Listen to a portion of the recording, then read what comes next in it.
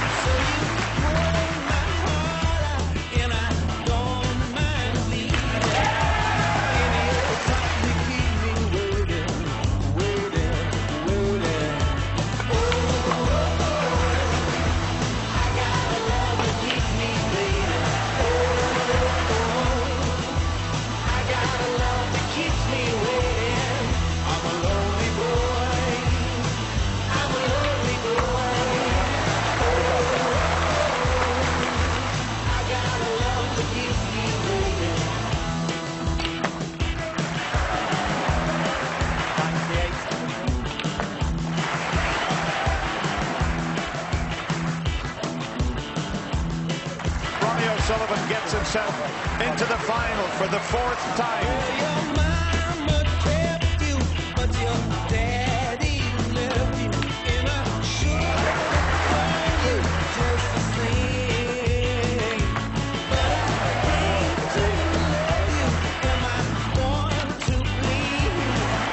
Ali Carter gets a standing ovation and he's through to the final.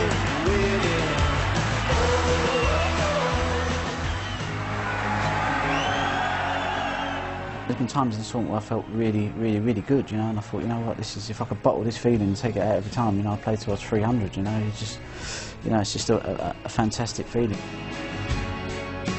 I haven't played in a lot of tournaments this year. I never played in the ranking event in China because, you know, I was unwell and, you know, it was a time for me to take a break, you know, and I think that's paid off. I mean, you know, Ronnie's done the same, and I don't know, it might be a coincidence that we're both in the final.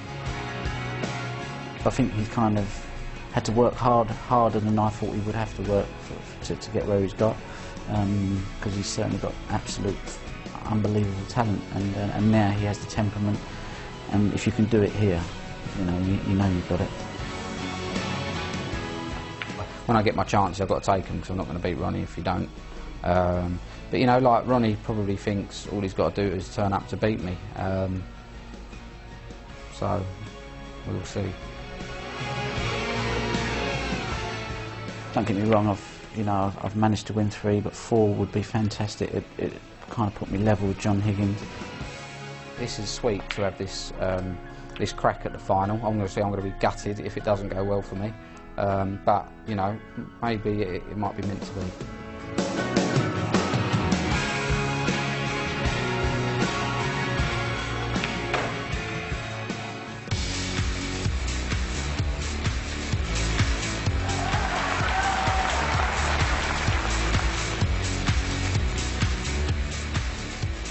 think he's trying to nestle on the red. It's just below the black. He's under hit this, hasn't he? Or is he going to reach it? Yes, just got there. Good shot.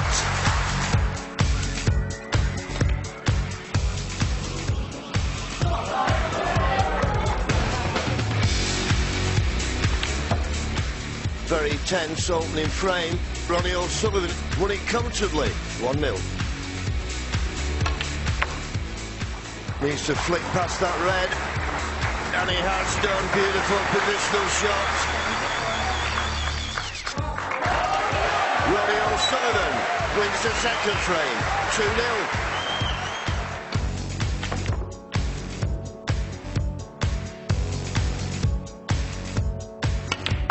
Ali Carter gets his first frame. Oh, would you believe it? Oh. We go into the mid-session interval, 2 apiece. Oh, look at that shot.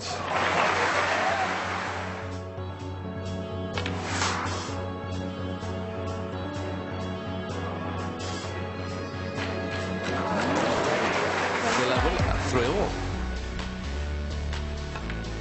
Superb. Absolutely incredible, and he's 4-3 ahead. He'll take that. Absolutely magnificent. Ronnie O'Sullivan's last 2 frames were absolutely flawless. The 92 was brilliant. The 141 was even better. 5-3.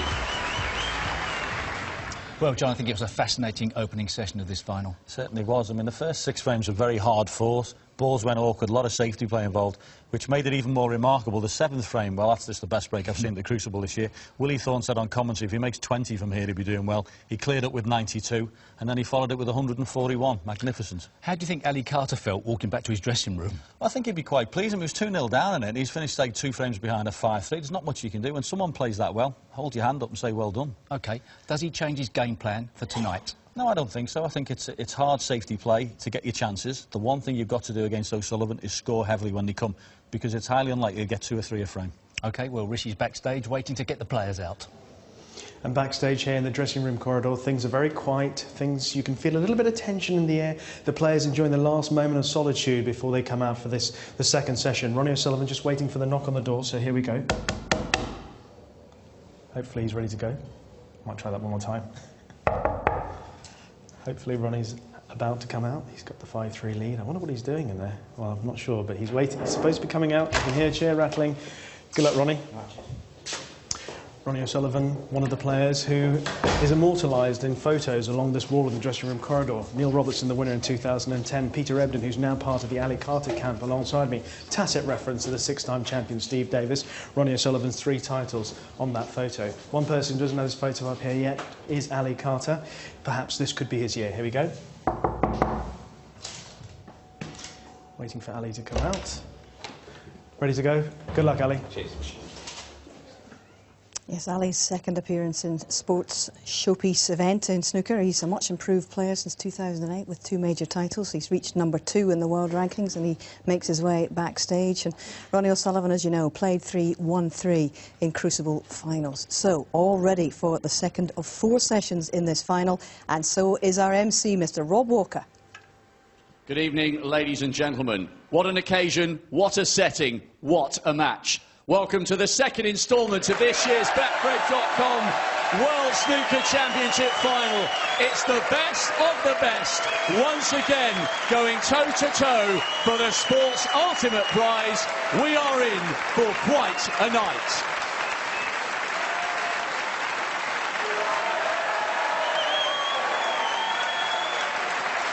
Please welcome snooker's comeback king of the year. Down in December, magnificent in May. What a story, what a player. A superb fight back from 12-9 down against Judd. A convincing win on semi-final Saturday. A winner in Wales, a master in Shanghai. His dream to become champion of the world. He is flying high, he is the captain, he is Ali Carter!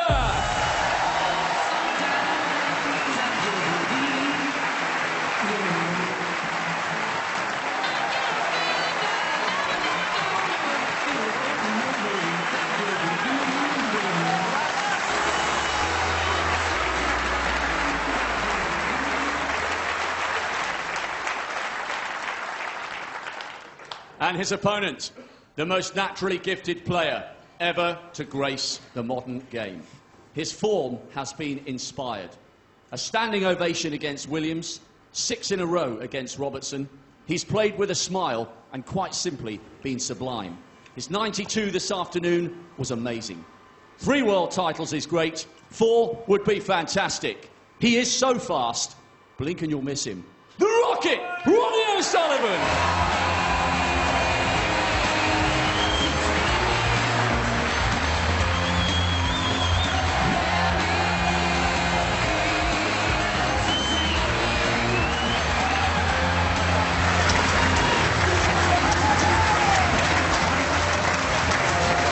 Seldom has walk-on music been more appropriate. Mr. Entertainer, 9 more frames to play this evening in this best of 35 frames match, and guiding you through the opening exchanges this evening, 2 men who know exactly what it takes to win the world title. Stephen Hendry, Dennis Taylor, good evening. A very good evening, Hazel, and a very good evening to everyone at home.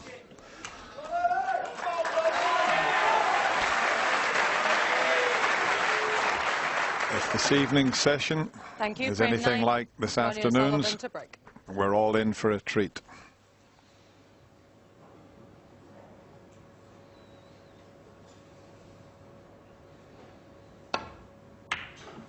So Ronnie gets the opening frame underway.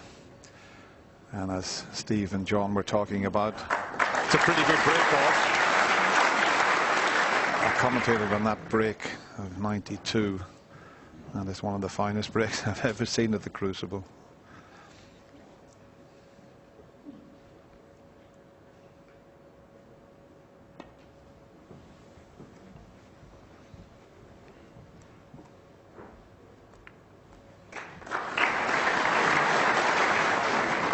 Well, if the black goes into the same pocket, he might just be tempted with this red.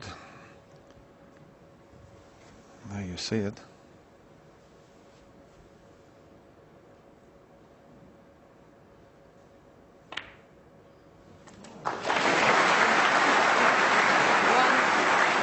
Immediately gives himself a great chance here, Stephen.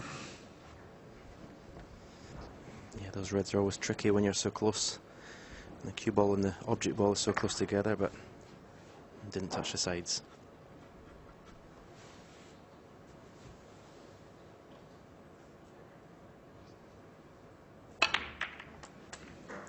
Hasn't quite come back far enough. The pot success rate, as you can see, Ali at 89%. 8. We show you the white just stopping there. He was hoping to spin it back a little further. This is a tricky one into the left middle.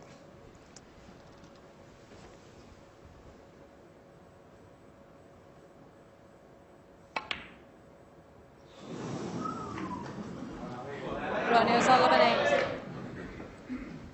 Yeah, tricky that he knew he was leaving Ali an easy opener if he missed it. So an important frame for Carter. We all know what a fantastic front runner Ronnie is. The last thing you want to do is give him a 3, 4, or 5 frame lead. So that's Ali's first pot for just under half an hour. 257 points Ronnie had scored without Ali replying. But he's got a good chance here.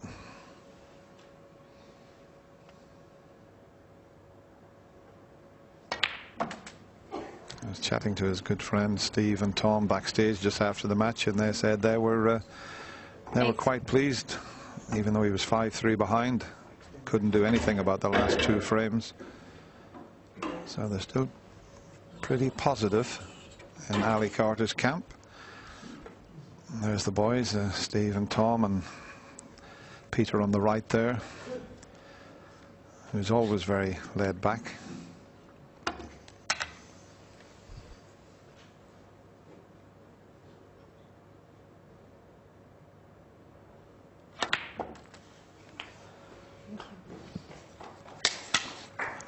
He needs a bit of an angle here to get out onto that red that's to the left of the bunch.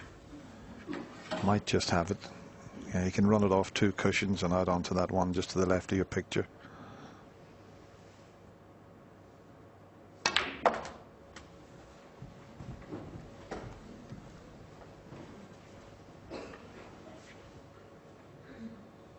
16.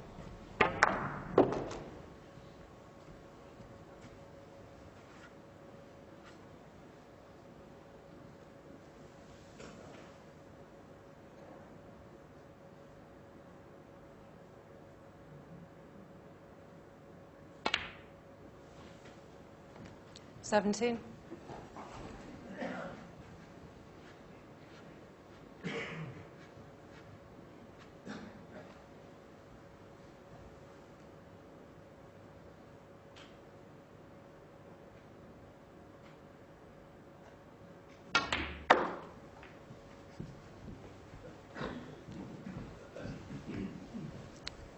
There weren't a good pack to go into there. 22.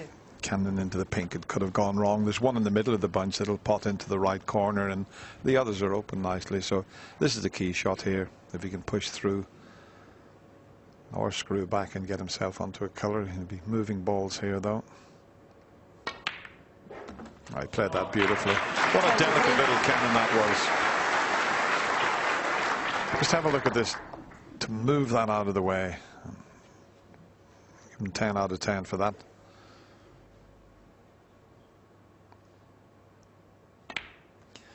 As you mentioned, Stephen, this is just what Ali needed, because if he had fallen 3 frames behind, although there's a long way to go, Ronnie could have got on a roll, so he's doing just what he wanted. Well, Ali will know full well the importance of this session. Playing 9 frames tonight, so even if he only lost at 5-4, he still makes him 3 frames behind going into tomorrow, so I feel he really needs to win this session tonight. Thank you. 29.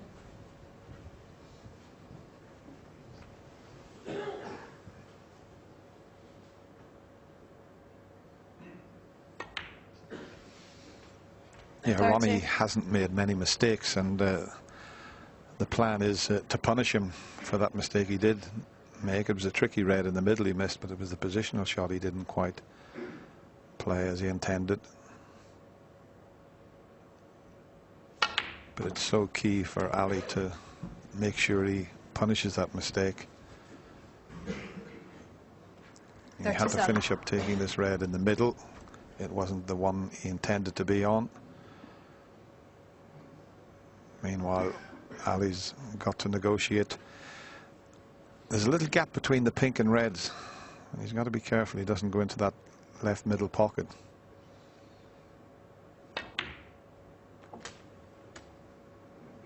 $38. Slightly out of position. Green, if he can reach it, should be okay though. He can come off a couple of cushions, finish nicely on a red. If he can stretch over and reach the green, he can stun off the balk side cushion and bring the white out into the middle of the table. Might be able to run it in and up between the yellow and brown, but somewhere near his head with the cue ball would be good here.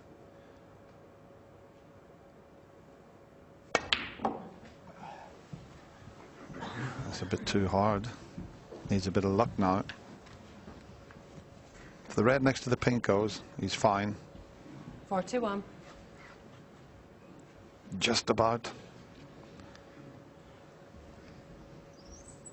Yeah, he missed one like these this afternoon, Dennis, when it was very tight. It cost him the frame. I think he was 40 odd points in front.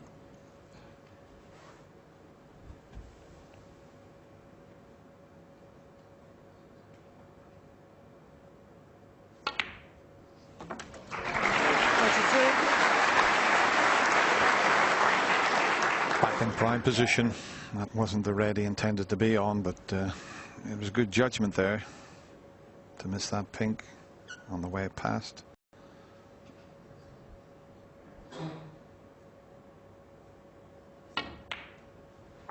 He's hit it too hard again.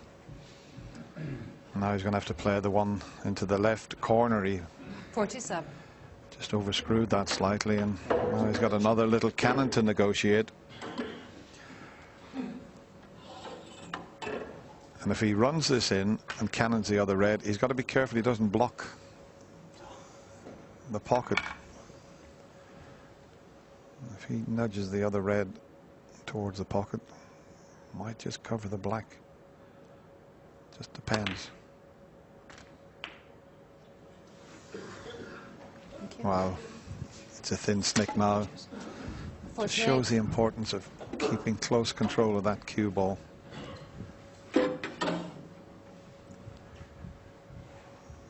Now, this is a big shot here because he's going to go into those 4 reds. This is a must cut back.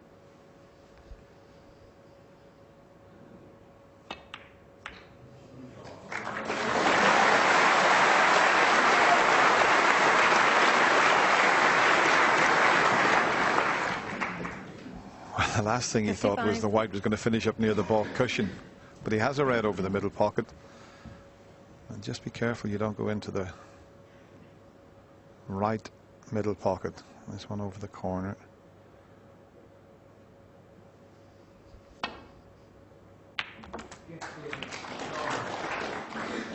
$56.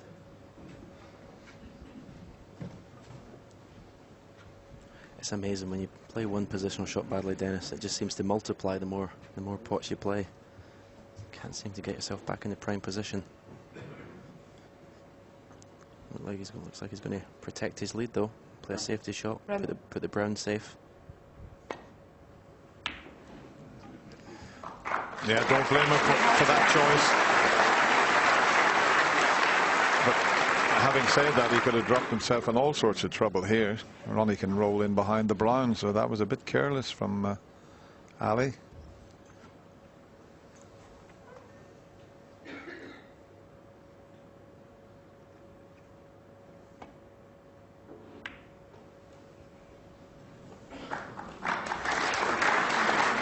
Has he got the snooker? Can he see enough of the red near the blue? He can pot it if he can see it, because Ronnie didn't get in behind the brown tight. This will cut. There you see it. Having to dig down to avoid the in-off in the corner pocket.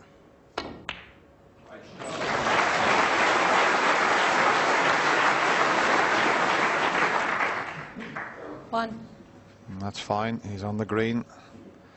Ronnie just misjudged that attempt at snooker.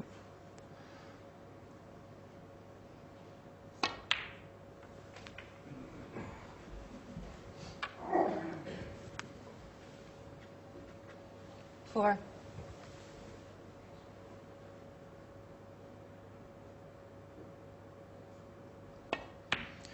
That's the one he wanted. 5. The best possible start for Ali Carter and his fans.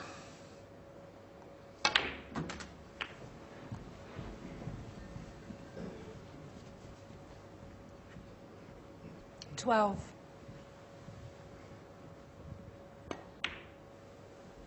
13.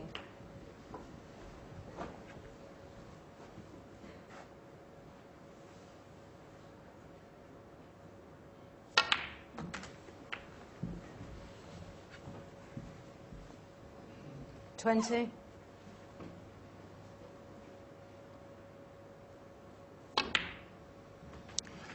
So all the terrific snooker 21. we've seen from Ronnie, Ali Carter's only going to be 1 frame behind, so that says a lot about this young player's game.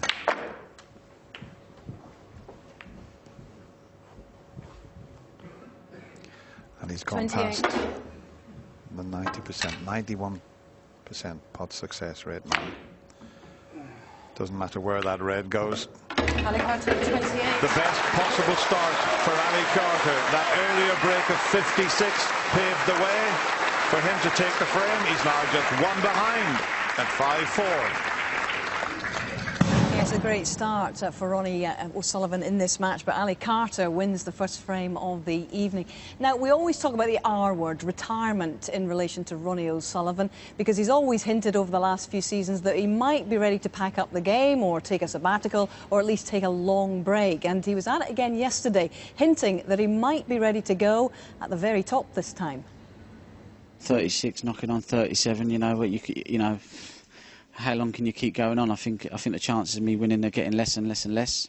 I think I've squeezed as much out as I can, and you know, I'm pretty got to give myself a pat on the back for that in some sort of ways. But you know what, it can't go on forever, and I've always wanted to go out on the best possible high. Pete Sampras for me done it in the best possible way, and that was always an ambition of me. I was even thinking of stopping in 2008 because I thought, well, where do you go from here? But you know, it's just a decision I've just made. Really. Wow. So is there a real possibility that if you win, this might be the last year we see you at the Crucible? And, you know, I said I might. You know, I've weighed up a lot of things. I've got a long time off in the summer. I'll have at least 6 months off anyway, and then we'll address the situation. But you know what? It's been coming a long time. You know, I've had a lot of thinking about it, and we'll see what happens. But I can't think of any better way to go out than winning, being world champion, and not ever playing again. Ha ha. Very interesting, that. I think if I was going to talk about retiring, I think I'd like to win the world title and then talk about it. Because if he wins this year, he's quite capable of going on and equaling the gentleman sitting next to me's record. Because he has got 7 world titles in him, if he puts his mind to it, Stephen. Yeah, I said that to John this afternoon. It's all about if he wants to do it, he's more than capable. As far as I'm concerned, he's the best player ever to lift a cue. Well, if you're not enjoying yourself, you don't play. Yeah, that's the only reason to retire, if you're not enjoying it out there. But this year, he certainly has.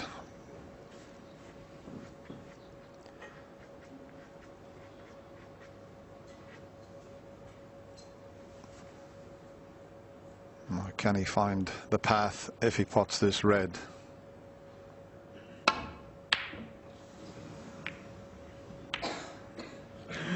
Well, I thought he was going to get away with that, but the red has come back up the table.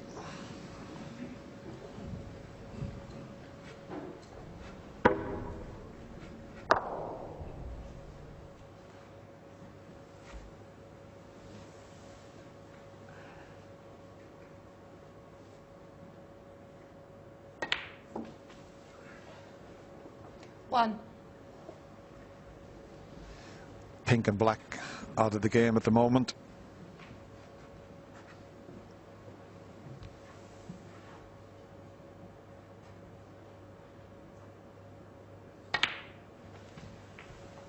Could have played that a little better. He wanted to be further up the table to take this red, get nicely on the blue, and then into the pink and reds. That was his plan, but he's left himself rather awkward on this red to the right corner.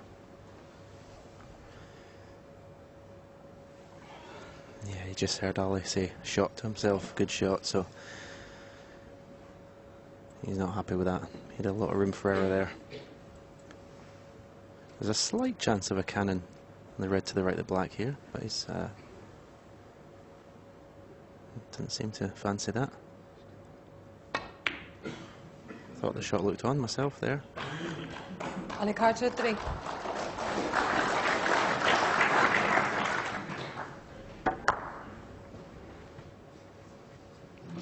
Didn't quite, as I mentioned, get on that red as he intended, to go up for the blue and then split the pink and reds up.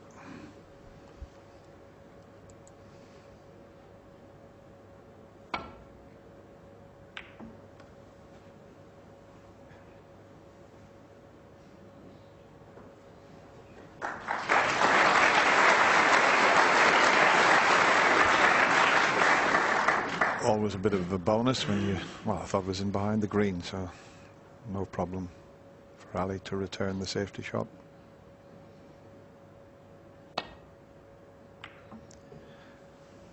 You always get a terrific round of applause when you finish tight up against the colour, but you're playing to leave the white on the cushion, Stephen, aren't you? Yeah, it's a little bonus really when you manage the snooker.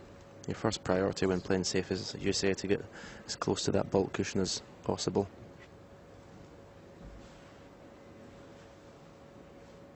This is awkward cueing. You're aiming down something you can put a little bit more side on than you mean. And this also looks a great pace in the cue ball.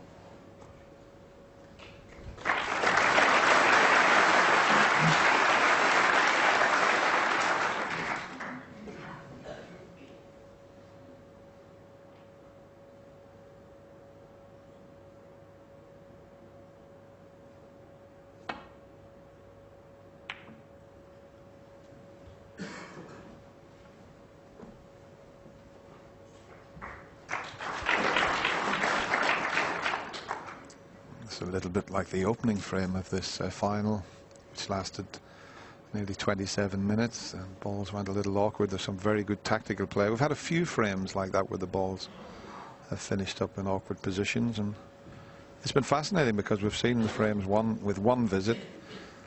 It's good all-round match snooker we've been seeing so far in this final. And there's another one, another good shot.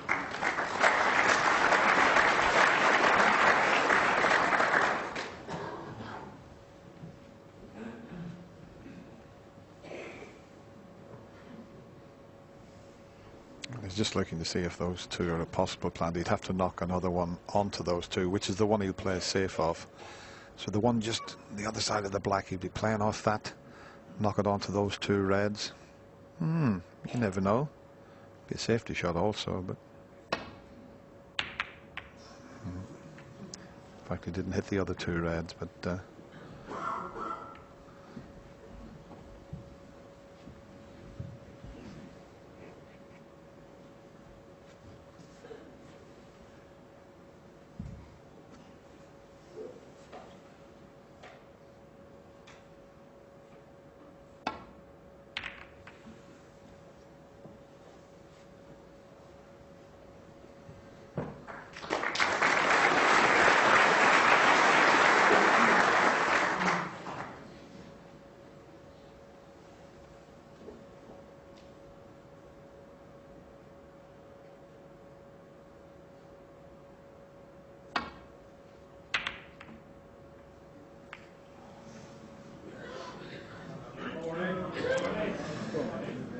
I'll settle for that. You know, the fact he hit the red, the pot is no use to Ronnie. He's near the cushion. There's no colour available. So, I mean, the brown would be a nice target, but he's just looking to see if he could possibly swing the white round behind the brown. Got to be careful with the blue, though, on the way back.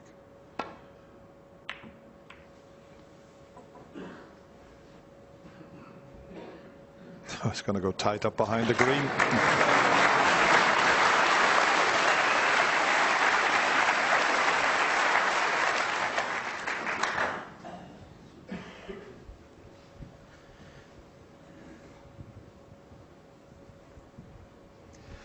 He's played 3 or 4 of these escape shots where he's come off 2 cushions and flicked a red and got back up the table.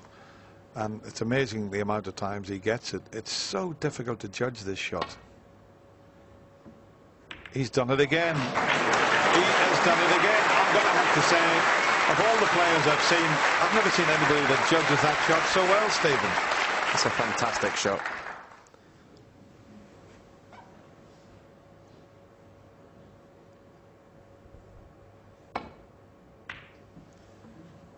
Your fellow countryman might lose his title, Alan McManus, because Ali Carter, the way he judged those angles for that escape's superb. Yeah, you have to trust the cushions as well, how they're going to react when you put the side on, but it was a fantastic shot.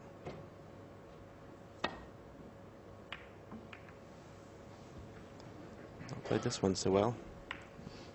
Nice kiss in the green. Yeah, it's getting very messy, this table. You never get 2 frames of snooker the same. The balls always seem to go different every single frame.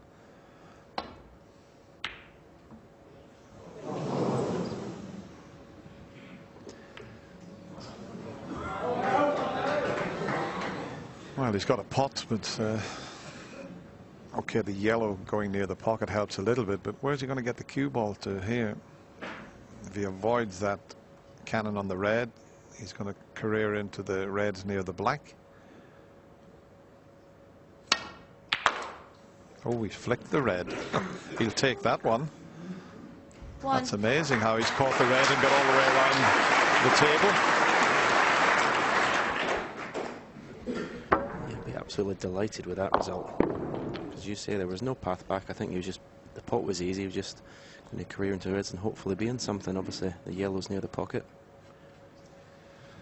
Has he got the angle here to pop the yellow and just nudge the pink and red, Stephen?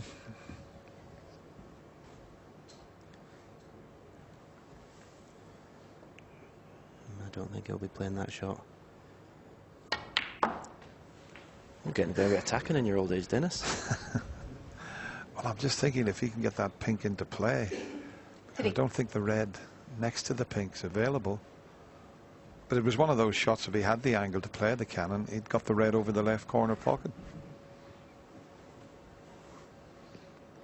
It all depends whether that pink and red are potable, or at least one of them is available. 4.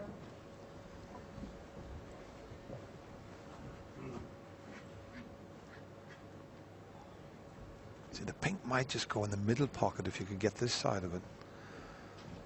He's going to get the green back on its spot now.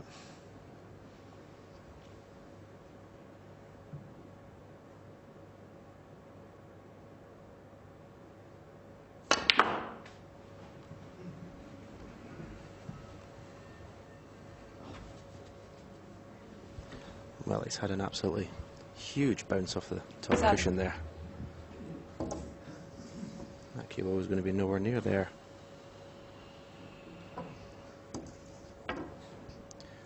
Watch how quickly this cue ball accelerates off the top cushion here. It's almost like there was no cloth on it.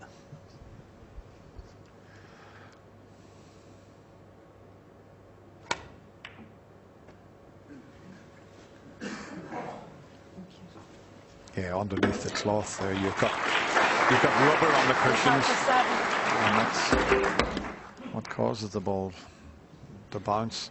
Some of the holiday camps I used to play at, the cushions were there just to stop the ball from falling on the floor, Stephen. They were that bad.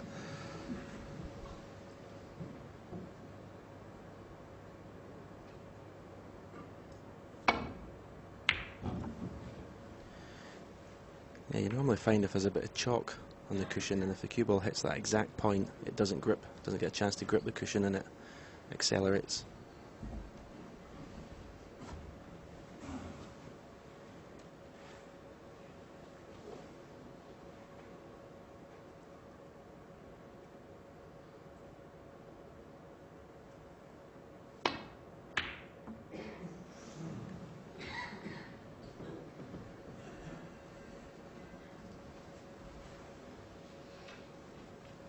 Just starting to open up a little bit. Pink and blue now in the open, but the black, well, it's surrounded with reds.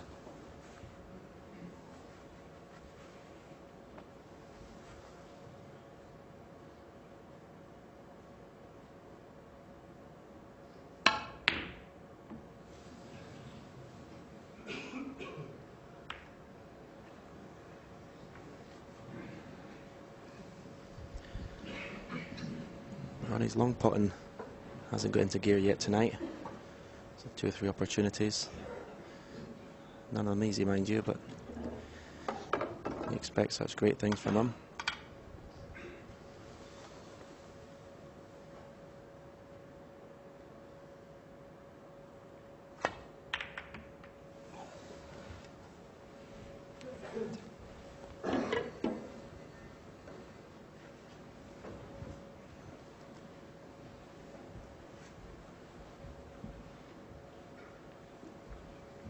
If the white had pulled up a little shorter, he could have played the snooker behind the brown, but not from there, he can't.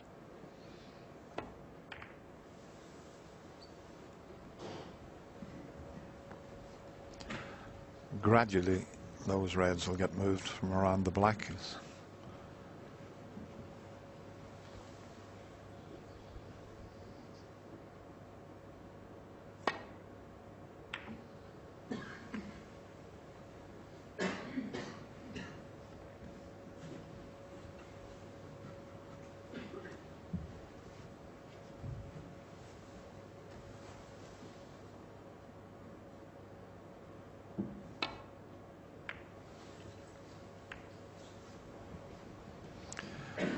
That's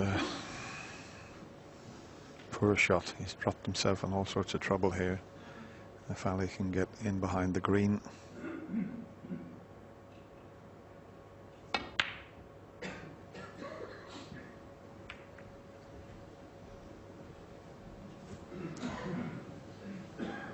But throughout this year's World Championship, Ronnie has showed terrific patience.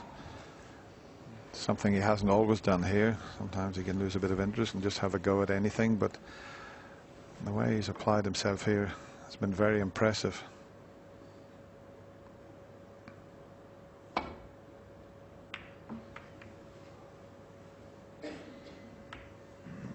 fact, I remember one frame where he was nearly 80 points behind and came to the table, potted the last red and colours to get a bit of potting practice. We've never seen Ronnie do that a couple of seasons ago.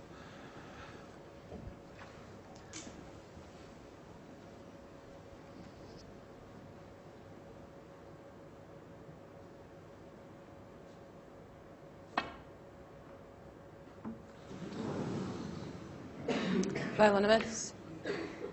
Ronnie O'Sullivan 4. He needed a thin snick on the red there. Ronnie's just having a look to see if he can take this pot on. If it's just off straight, he might be tempted because he can get on the pink or blue. But with so much safety being played, you know, this needs good cueing. You don't always knock one in after a safety bout. And that was the outcome, and he's stuck a red up. Yeah. I didn't fancy Ronnie knocking that one in. Normally you would do, but that, after all the safety that's been played, it's far from easy.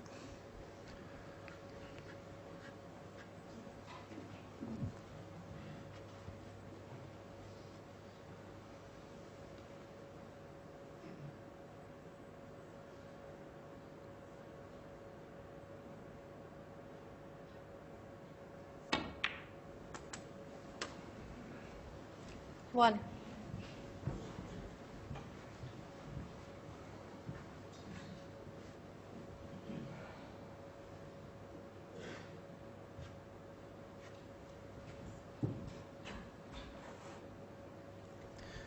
It's just landed with a slightly thinner cut in the blue than he would have liked. Makes it a little bit more difficult to control the white for your position. You may have to play some sort of cannon to kill the pace of the white, if anything else. Yeah, and if he slips up past the pink with the cue ball and cannons one of those reds, it's so easy to slip out of position. That's why he's thinking about this. Well, let's see where he can get that cue ball. That's the cannon. Now how's he going to work out? You can see that's the problem.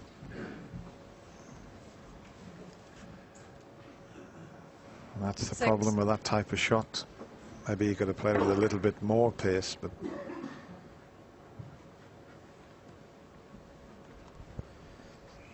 yeah, he managed to screw the white past the pink, so possibly the cannon in the pink might have been an easier shot to play, but he comes a little bit unlucky not to be in anything.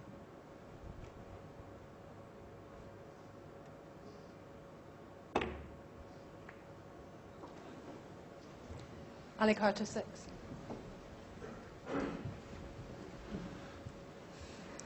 Well, there's a possible pot for Ronnie here, but once again he's going to cannon that red. That's to the right of this.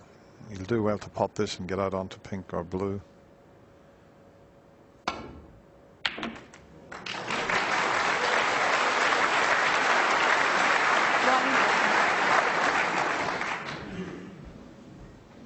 It's a tricky little pink, but he can drop on a red if he pots the pink. That was the long pot. If he rolls the pink, and I'm just wondering if he can get somewhere near there. He's using two cushions to get there. And he has got on the red, but I thought he might be able to get on. And if the black pot's in the opposite corner, all of a sudden, with that one positional shot, he's got a good chance.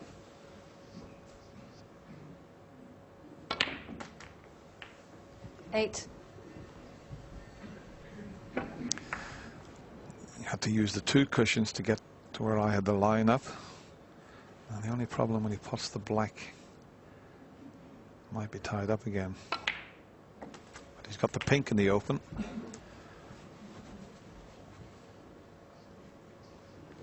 $15.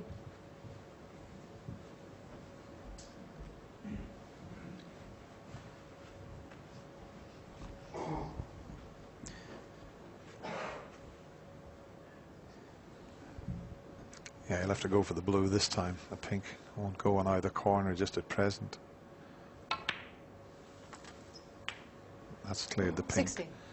to the right corner pocket. It's terrific watching him break building, Stephen, and for you, who probably is the greatest break builder that's ever played the game. Ronnie's about 100 centuries behind you. It must be great for you to watch him the way he goes about it. Yeah, there's no one better. I mean, the first 21. pink in the middle, the control to come off 2 cushions. You know, it's hard to explain to obviously the viewers at home 22. how difficult that shot is. The touch is just amazing.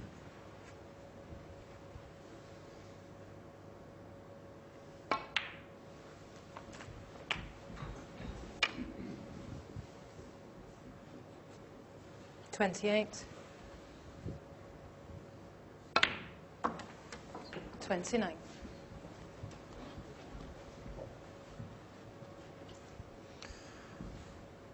I just love this shot coming in from the back of the crucible just to show you what he's faced with.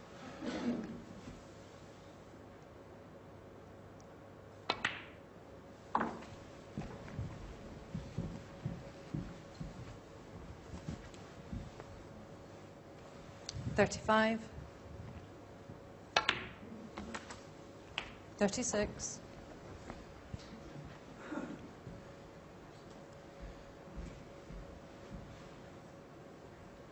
Just looking to see where he wants to leave the cue ball.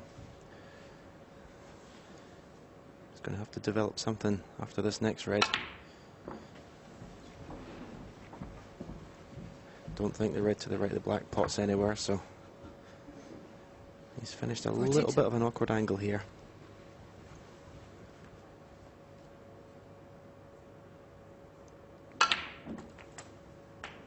Well, if you ever want to see how to hit a cue ball well, just struck beautifully. To play that shot with the opposite side, Dennis, and screw up the cushion was timing to perfection. Needs a cannon though this time. And he's got the cannon, but not quite as planned. So end of break. Ali Carter's not out of this frame 49. yet. Just 37 ahead. The way the balls are situated, Ronnie would be a strong favourite for this frame, but they can soon be moved.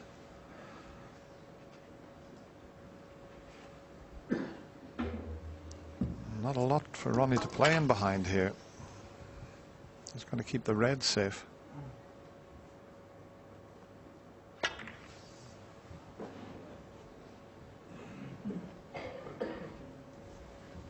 Ronnie O'Sullivan, 49.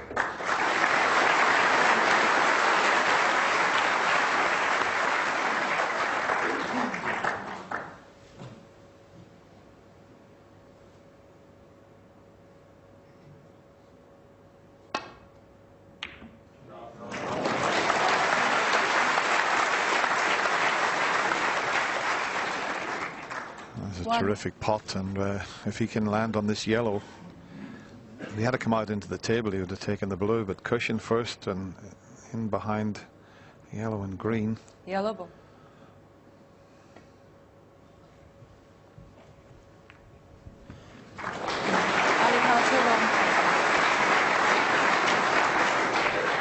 So that's an occasion where I might be tempted to not even lay the snooker, bring the yellow, green and open, because you'll find that Ronnie will find a way just to line these reds dead weight. Whereas if you had to play a safety shot from tight under the baulk cushion, it would be easy for him to hit these reds thick. Yeah, twice across the table here. That's his escape route. He's got to make sure he avoids the blue.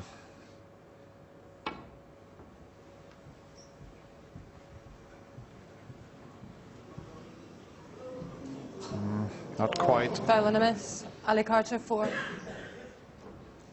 It will go back, but with a readjustment, you'd expect Ronnie to get out of this.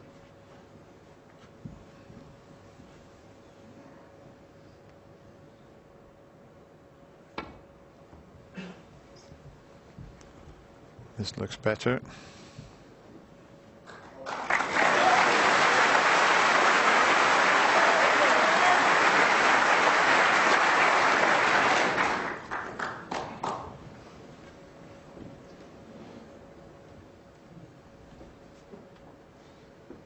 That was a good point of yours, Stephen. It just shows you how different players think.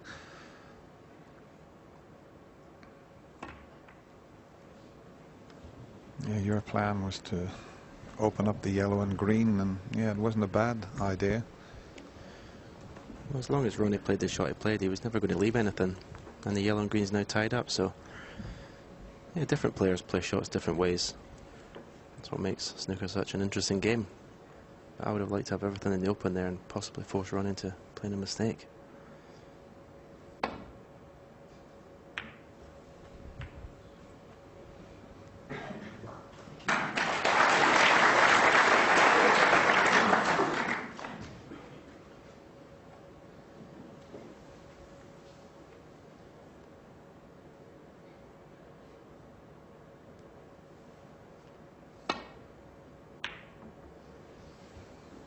Well, this is a pretty good effort.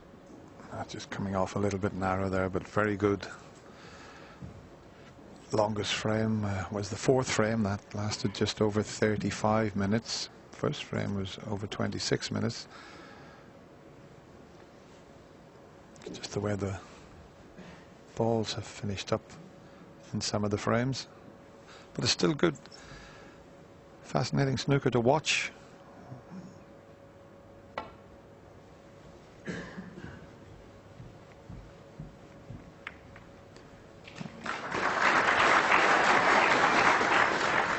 I think a couple of seasons we had a poll. The viewers could vote in, and they said, I think the highest percentage said they enjoyed the tactical play as much, if not more, than watching big breaks going in all the time.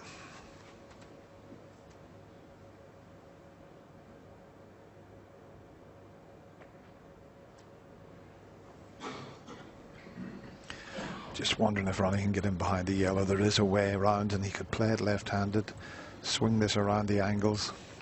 He'll hit 1, 2, 3 cushions, possibly 4. Watch the cue ball. No, he's hit it too thin. He had a groan. He's near the pocket with the white. You could hear Ronnie groan as soon as he hit the red. It's perfectly safe, but he was trying to get round behind that yellow and green.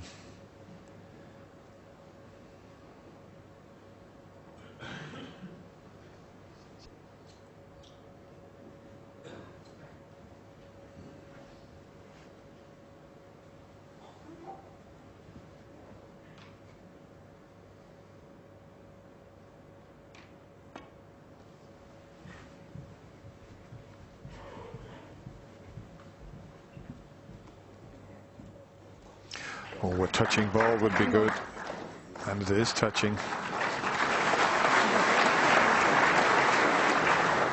Ali Carter didn't want to see that touching. Ronnie might just get in behind the yellow and green this time if he can pick the angle out. Just off the one cushion and ball cushion. That's going to cannon them this time.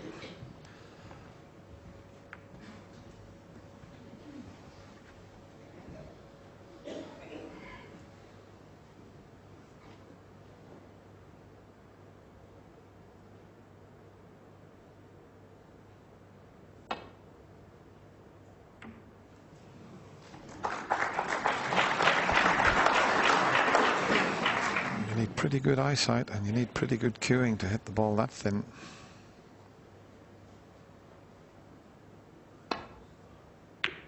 This is close.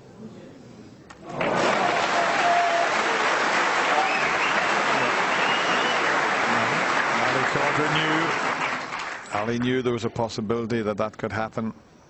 It was a shot to nothing, but you can always pull that double off. Ronnie O'Sullivan 1. And this time not as easy for Ali Carter because the reds are not close together. So if he lands on one, he's going to leave the other. And that's why he's just trusted to luck, and he hasn't had any.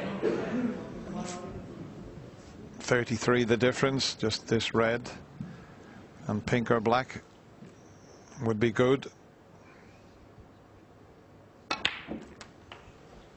1.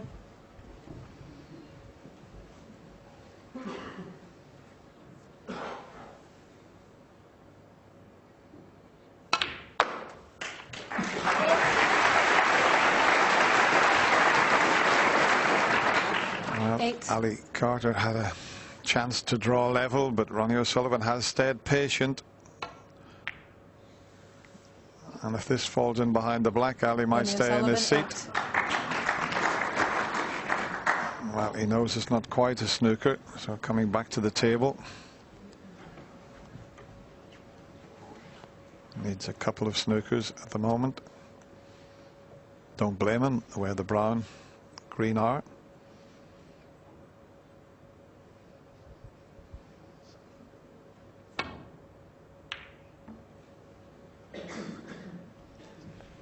It's not a bad effort, just a little bit too strong.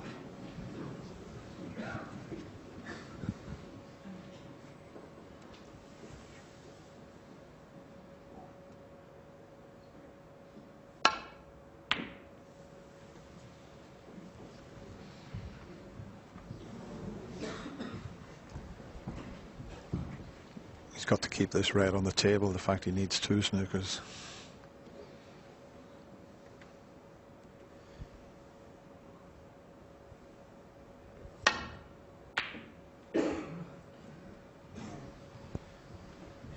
Where Ali just played that shot from, if you could get the cue ball there after putting a red and black, it would be nice to lay a snooker behind the green. Might find himself snookered here though.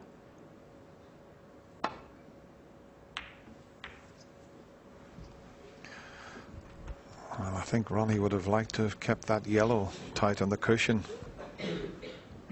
Now the yellow's in the perfect spot.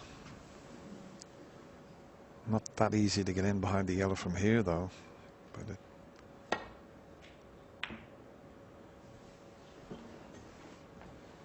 he hasn't sent the red far enough across. He was hoping that the brown would block the pocket for the red. So this pot, and it wouldn't matter if he potted the red if he went into the middle pocket, the left middle pocket.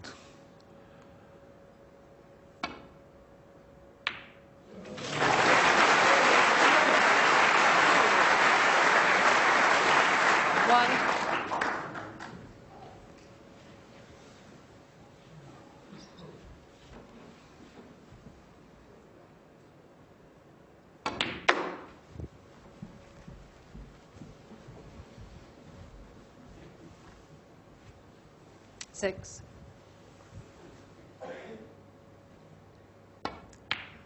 So it doesn't matter what type of frames they are. Ronnie O'Sullivan remains fully focused, as he has done throughout this year's World Championship. 11.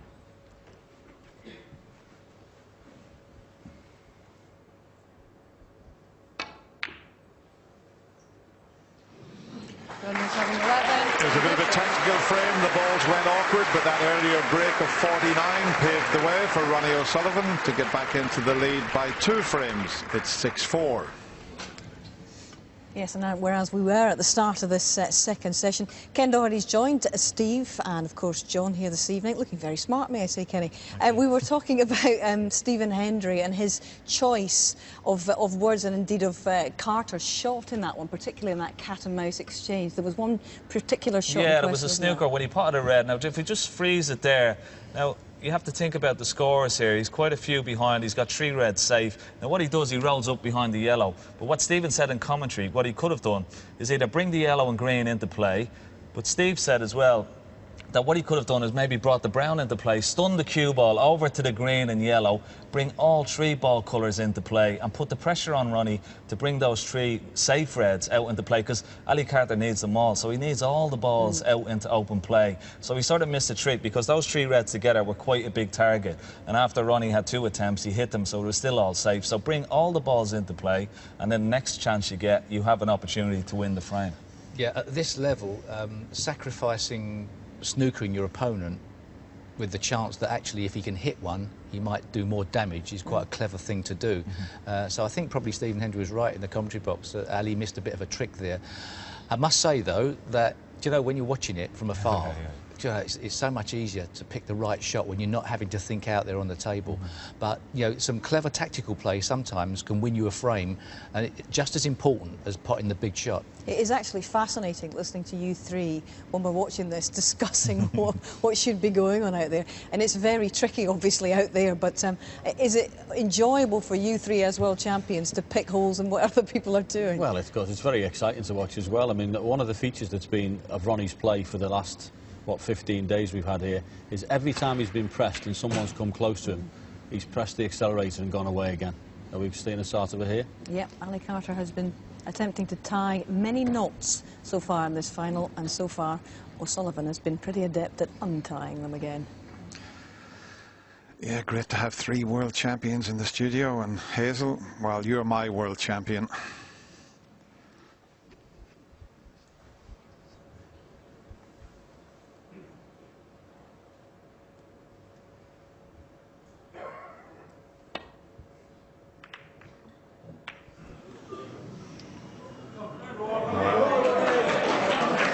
He hasn't made many mistakes in the safety department, Ali Carter. That's a poor one, it has to be said. It's not the thing you want to be doing against Ronnie O'Sullivan. Not at this stage, because as Stephen Hendry said, if he opens up a 3-frame advantage, Ali's going to have to watch out. And he's made it pretty easy for him.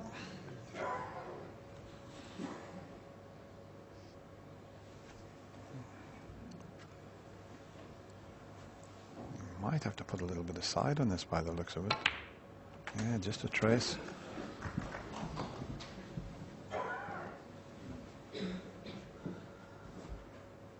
Eight.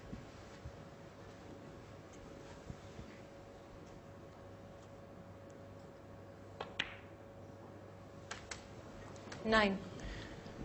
Yeah, it's interesting to hear Steve saying it's a lot easier in the commentary box to decide the shots. I mean, in some way I agree with him, but in another way I think that's what separates the winners from the losers, being able to play the right shot when the pressure's on.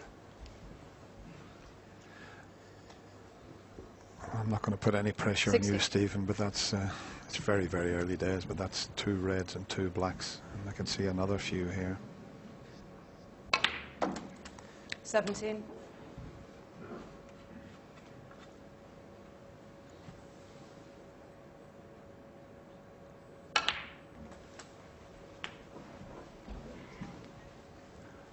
We'll tell with this next shot what he has 24. in his mind.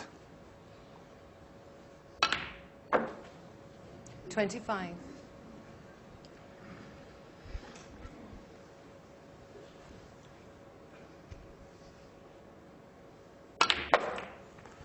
Took the opportunity to split the reds there, knowing that there was a red over the left corner.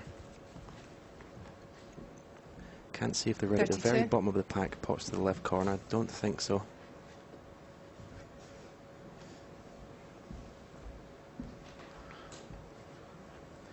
There we see. That's what he's looking at, because it's there an awkward pack to go into from the black until he moves that red away.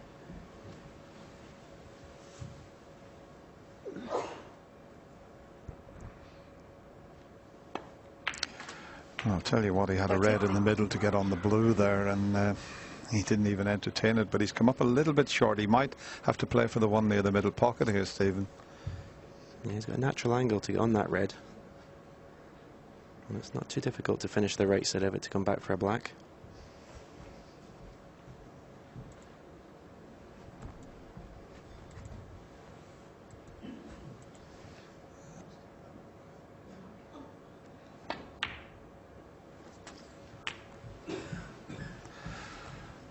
Well, if he hasn't come far enough, he'll have to play for the blue here. 40. If he's got a slight angle, he could play for the black.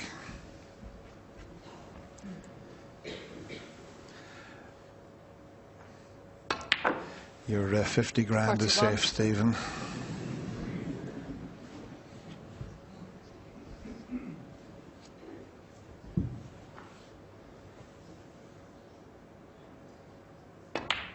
If another player does make a maximum break, they will share the £40,000 for the maximum 46. plus the 10,000 for the high break. But Ronnie 47. had it in his mind there, but more importantly, he wants to clinch the frame.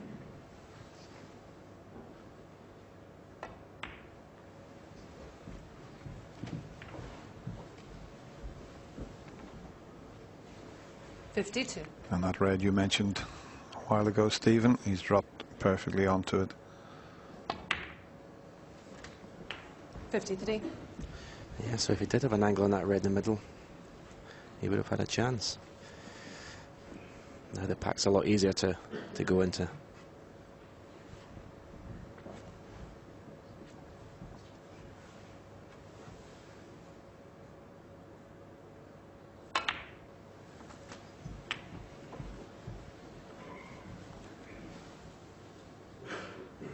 $60.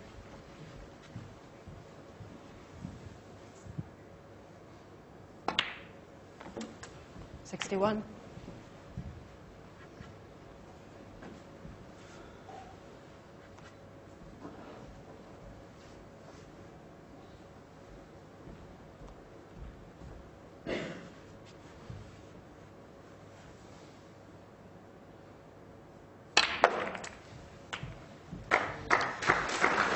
Well, that's a little unfortunate. 68. He plays that shot so well, the white stops and then it spins again, but he's not quite safe. He only needed one more red and he didn't drop on one. And he could do with a red on the cushion, so if he can pick out a safety shot that he can push a red save. Just watch this again. The white arcs, stops, spins again, but somehow didn't leave one on.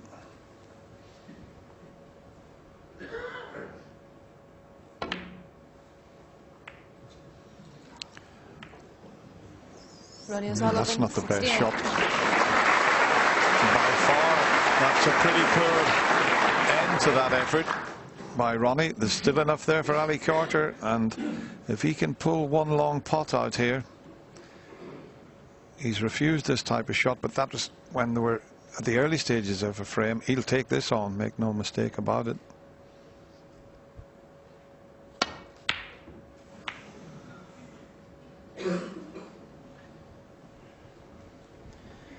I'd be disappointed with that one. He'll know that was a great chance. All the reds in the open. If he pots that red, he's got to be on the blue.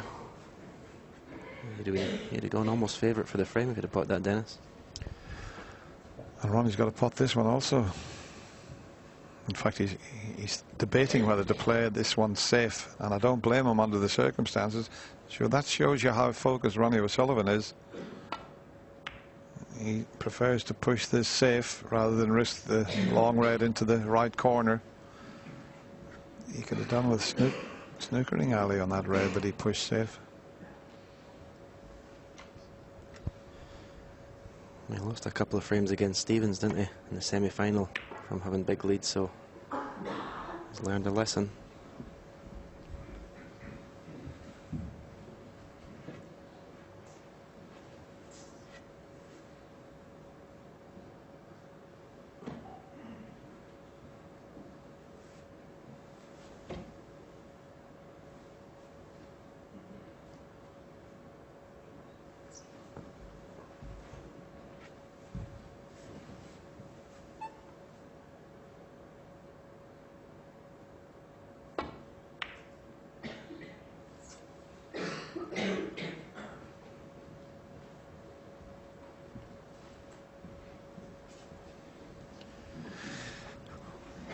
Well, all the balls are still there in the open, and Ali Carter has got a long straight red that requires perfect cueing. He has to push the cue through in a straight line. Stun run through. There you see it.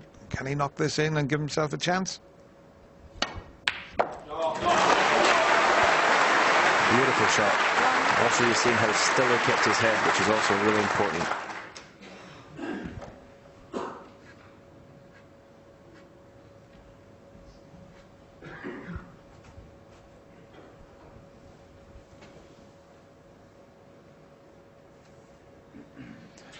Yeah, hadn't made his mind up. Good idea to get up and back down again. He knows that this is a great chance and he deserves it. There's the pot that he was faced with. And watch this for cueing.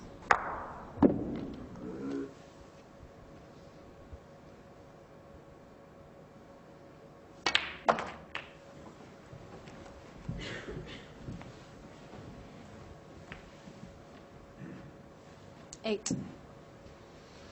He's got a few points to play with. They don't have to be all blacks here. If he should run slightly out of position. I think he's just okay. Well, he thinks he might catch the pink, so that's why he's playing the other one.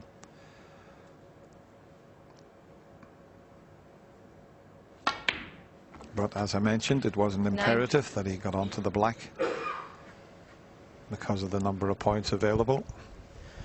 He hasn't come far enough, though, Dennis. He's going to leave himself, unless he's got an angle to going out of bulk, which I don't think he has. He's going to leave himself further away from the red than he definitely planned.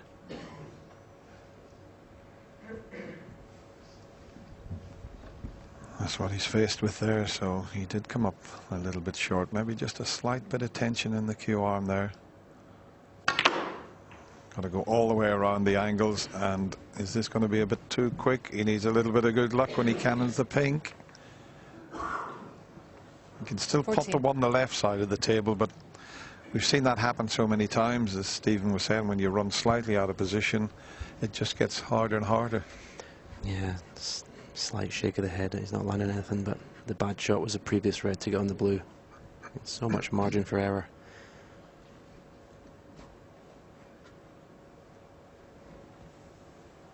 Probably play for the blue into the left centre here.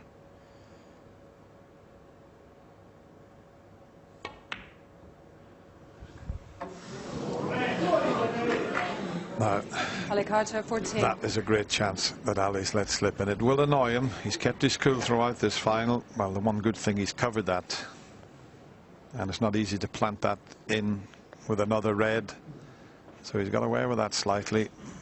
I was just going to say, if he had a hand at the frame to Ronnie there, he would have been kicking himself because he had a great chance. Let's put it onto the left-hand jaw.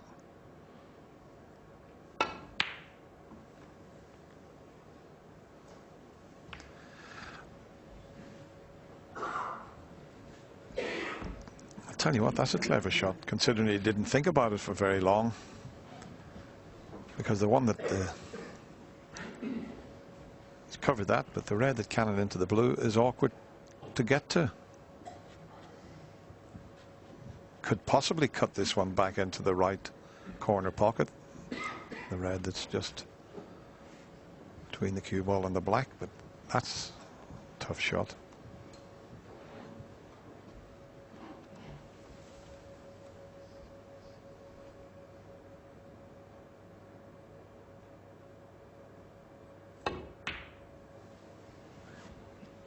No attempt at the pot there.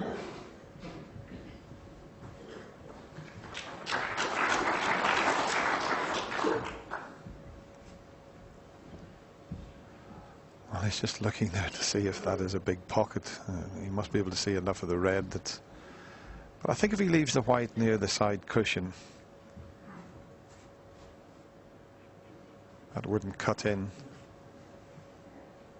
No, he's playing off the one to the right of the pink, and maybe just move that one that's near the pocket.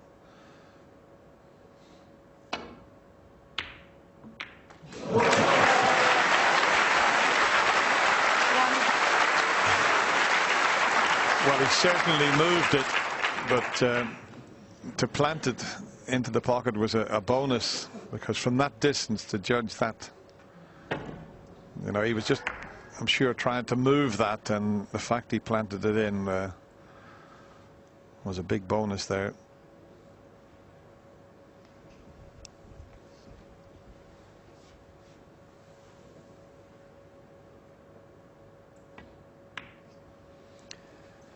Ronnie O'Sullivan won and different. Well, I'm surprised he didn't play on there. I think Ali was a little disappointed with missing the chance that he had. So Ronnie O'Sullivan, with that break of 68, extends his lead to 7-4. And there was one shot there, and Ronnie probably plays it better than anyone in the world at the moment, is where you split the pack, and he seems to get so much action on the cue ball. This is the shot that he played here, where he had to move the reds around. But watch the white. It stops and then spins again. And I think we've got a special ball that'll show you what happens. Just have a look. It's from the other side. But watch the white with the spin. And as it goes to the red, it's still spinning. And as it hits the red, it carries on spinning. And it takes a bit of playing that and quite a bit of cue power, doesn't it, Stephen? It's still coming through the pack. Yes, obviously the cloths we play on these days are super fine, and they allow you to play these fancy shots, but still the technique has to be perfect, and Ronnie hits it as smooth as ever. He does it as well as anybody. Thank you, frame probably 12. better than anybody. Ali Carter to break. Settle down now, please.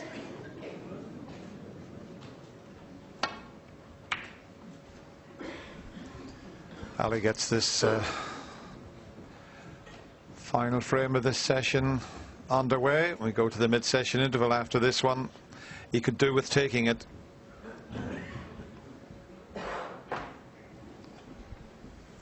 Yeah, you wouldn't be able to get that action on the cue ball in your local club. The cloths are about 6 months old.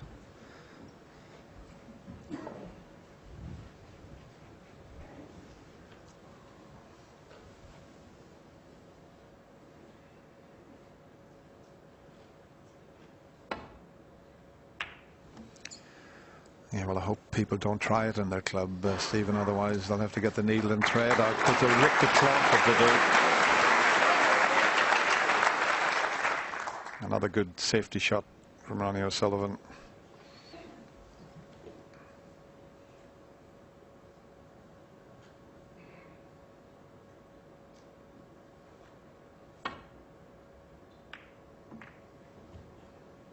And once again, another good return from Ali Carter.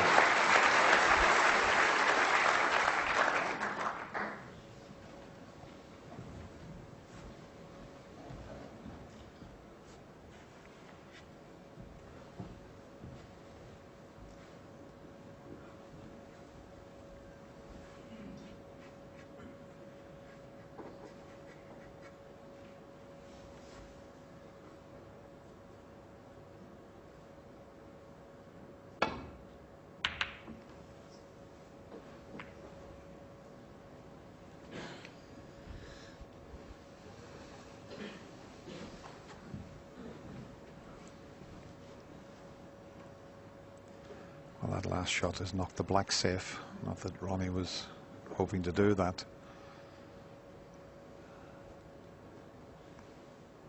The fact that the black's next to the red now. Ali's thinking of the escape route down that side of the table. It's very awkward with those two balls. That's what he's faced with. Can't see anything there. And if he plays off that one that he's looking full on at, he'll cannon into the black and red.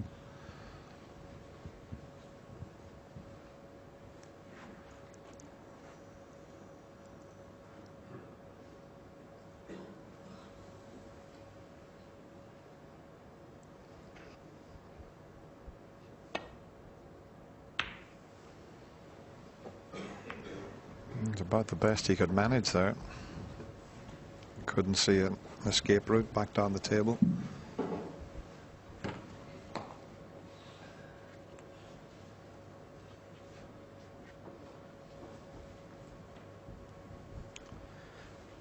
think he can put the left of those two reds to the right of the pink into the left centre.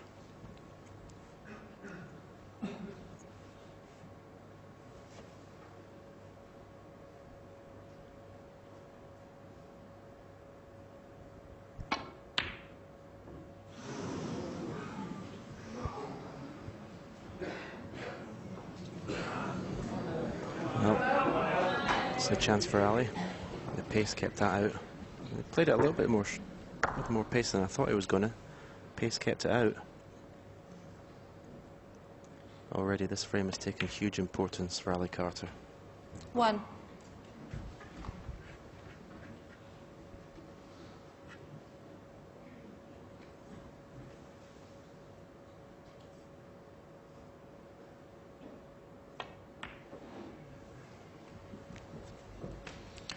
As I mentioned, the black's out of commission and the pink, it might be available into the 6. left corner, but that's the right corner and clearly it's not available there.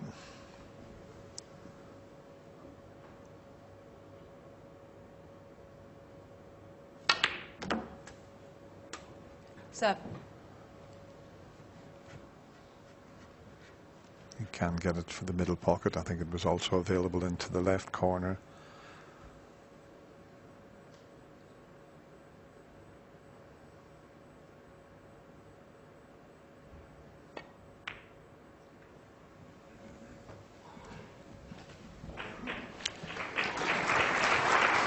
Let's have a look to see. Be better on the pink spot. Michaela will check if the spot is available with the ball marker there.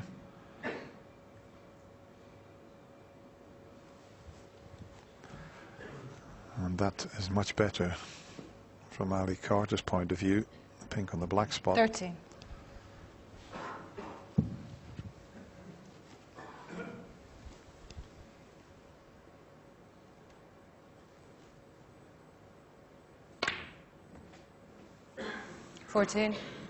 Oh, nearly went in the middle pocket. He misjudged that. He was playing for the blue, and let's have a look at this again. He didn't quite get enough screw on it. Hit the corner of the pocket. So already it's a change of plan.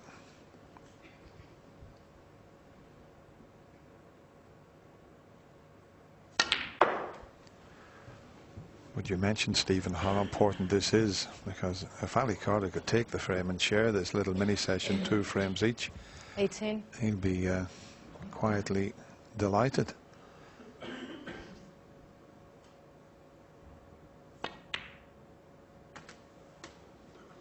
$19.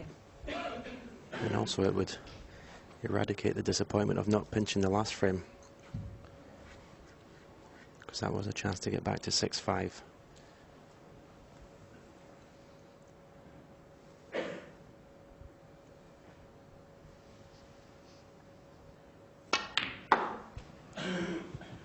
But he's just letting the cue ball just run slightly out of position. Once again, he played for the blue 21. and hit it a bit too hard, had to take the yellow.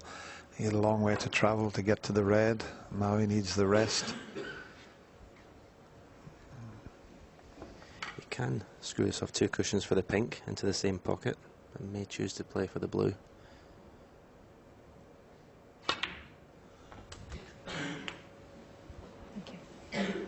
And again, 22. he's not got his desired position.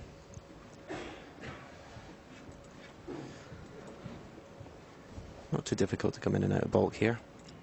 Be playing in between the yellow and brown probably. He's got a choice either to go into the reds, or if he gets somewhere near the line, he can finish on either of those reds. Just depends how he feels. He's into the reds. Is he unlucky? He is. 27. He had a couple of choices and chose to try and split the bunch. And he's a bit unlucky not to drop on one of these 2 that I'd mentioned. He could have played on. Got too close to the brown there. Yeah, as you said, playing at that pace, he was definitely going into the bunch of reds. But having missed them, perhaps a little unfortunate not to be on one of these loose reds. But he's just not getting pinpoint position, Ali, when he gets in. It's tough when you're behind in a match and you're chasing. Sometimes you put so much effort into the pot that you forget about the position. Ali Carter, 27.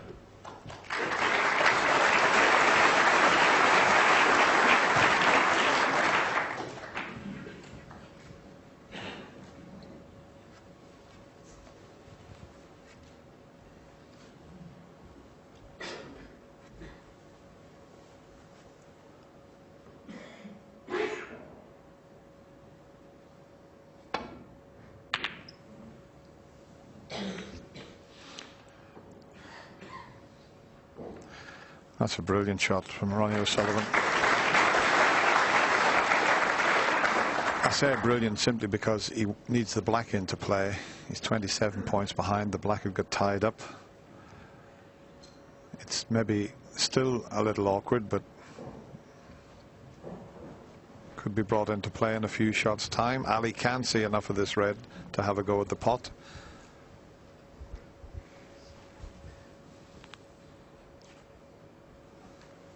Yeah, Ali shook his head when he came to the table. Ronnie had a slight little nudge on the brown. I think Ali would have still been in trouble, but nudging the brown has made him snookered on all the reds, I think.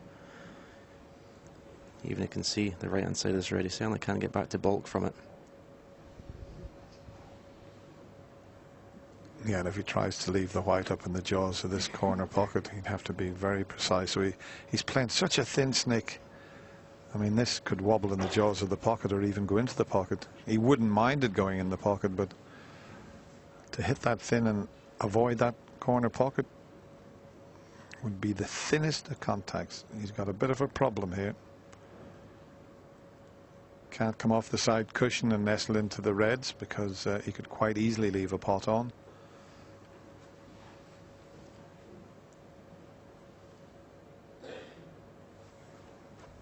If he does try the thin one here, he doesn't have to hit the left side of the pocket. If he hit the right side, he could also get back down the table.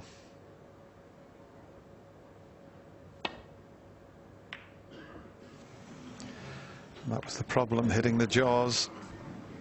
Okay, he hasn't left a sitter for Ronnie. Yeah, I think Ali played the enough there. I think that was the only way he could see bringing the white back. I might be wrong. In fact, I probably am, but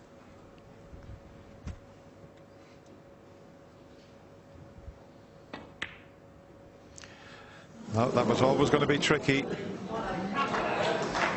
So it's amazing. Ali's poor shot has got him in. It's amazing how that can happen sometimes. But when you're cutting them back into a blind pocket like that, it's so easy to put them on the, the corner jaw. 1.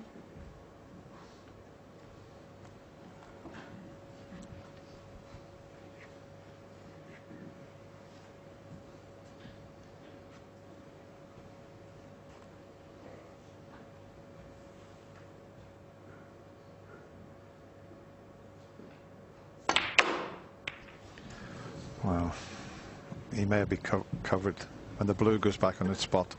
I don't think he can get to this red. That's probably one of the worst 6. positional shots that Ali's played for quite some time. Can possibly cut the other one in. That's not an easy shot by any means.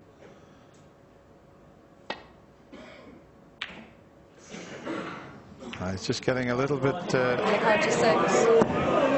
with himself, which he hasn't done, just dropping the cue there. I mean, that positional shot when he cannoned the brown was very poor.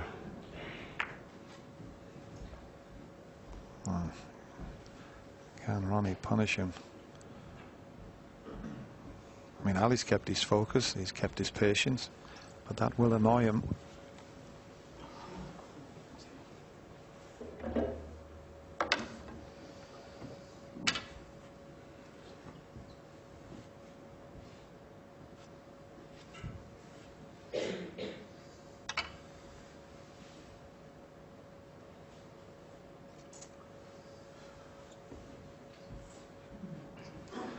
Just over the 4-hour mark so far in this fascinating final.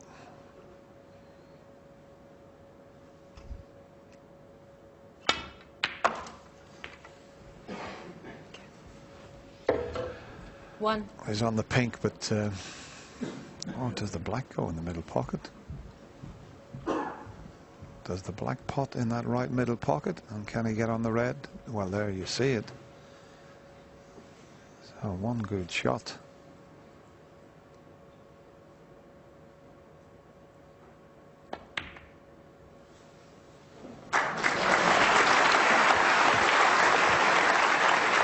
And all of a sudden, the chance is there. 8. He thought long and hard about 9. his previous shot with the rest, but he did well. It looked as if he'd played to get on the pink, but he knew the black would go.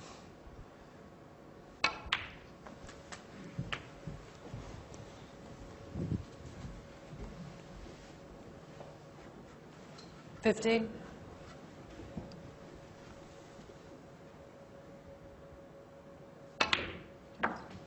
16.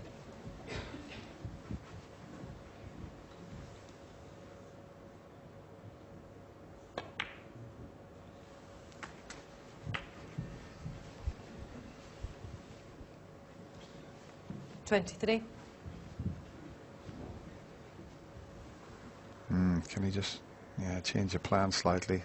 Straight on that red, and he just rolls in for the black. Now he's having to screw back. He's got to watch the middle pocket here. 24. It's Ronnie's turn to be slightly out of position. This isn't a gimme by any means. If he had got the correct 30. side of that pink there, it would have been plain sailing. It isn't at the moment. So Ali Carter knows that this is a key shot coming up.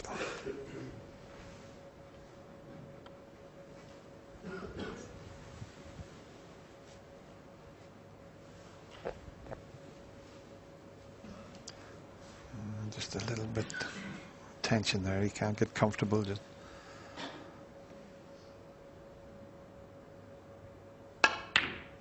where's the cue ball? Where's the cue ball? Oh. Ronnie O'Sullivan 30. Ali Carter Amazing. 4. It just shows the importance of not getting that position pinpoint what can happen. I mean, very unlucky to screw back into the middle pocket. It was a terrific pot.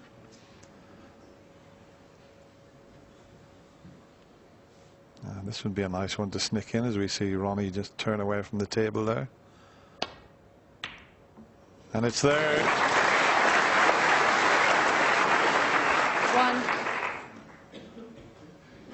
So all of a sudden, it's swung back in Ali's favour again. It's amazing what can happen on a 12 by 6 foot table.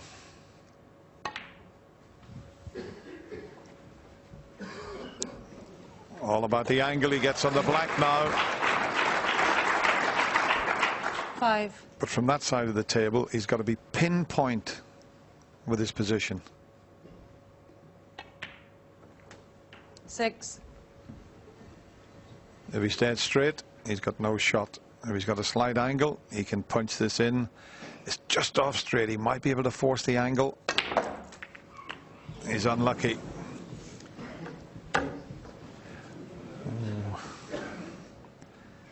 13. Just in the last frame, Ali just showing a little frustration. Not a bad thing, you know, it shows you what it means to him. Yeah, but he's kept his focus so well, hasn't he, in the semi-final all through the tournament.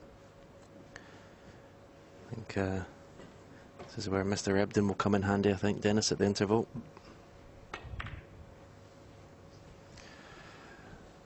Yeah, but what's the score going to be at that interval? Is he just going to be 2 behind? Another bang at the butt of the cue there, so Peter, well, they will have a chat at the mid-session interval, but he knows that Ali's still in the driving seat here. He can win this frame. Let's have a look at Ali again, just banging the chair with the cue. Well, at least he's got a little smile, so that's got it out of his system.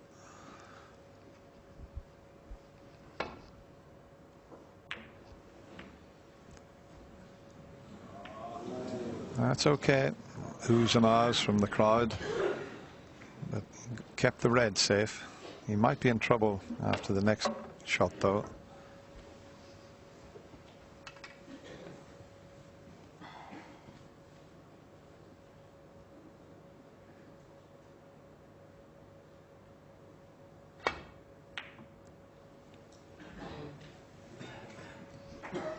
No, that's well played. That's very well played from Ali Carter. Now, is Ronnie going to be as good as Ali at the two-cushion escape to get back up the table? Just as good. Might even get the snooker back here if it checks up. Another wry smile from Ali Carter, but he knows that Ronnie played a terrific escape there. Can he just see the edge of the red? I'm not sure if he can or not. If he can, he's okay. But he can only see it right on the edge, and he might knock it towards the corner pocket.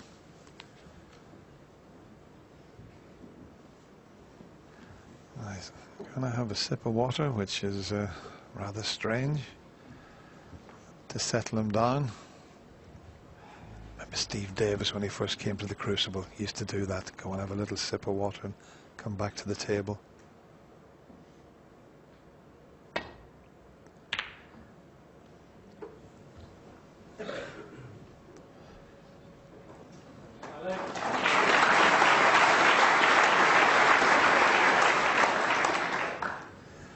Well, that's what he's faced with. It would be some shot. If he takes it on, he'll automatically finish on the black. It's make your mind up time for the rocket.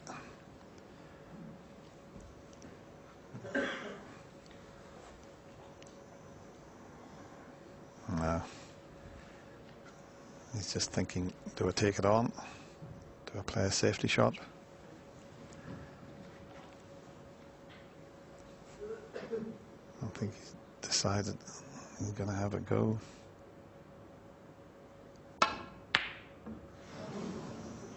And there was a lot riding on that shot.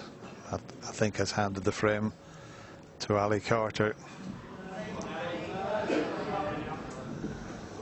Little wry smile from Ronnie. There was just a bit too much pressure on that attempt.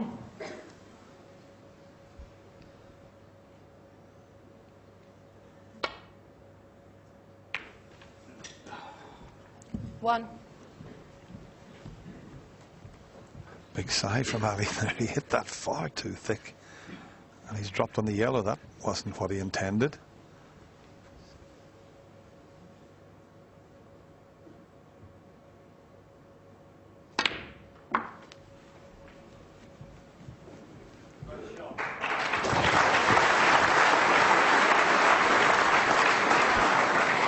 Three. Well, he made it difficult for himself, but that was a good recovery.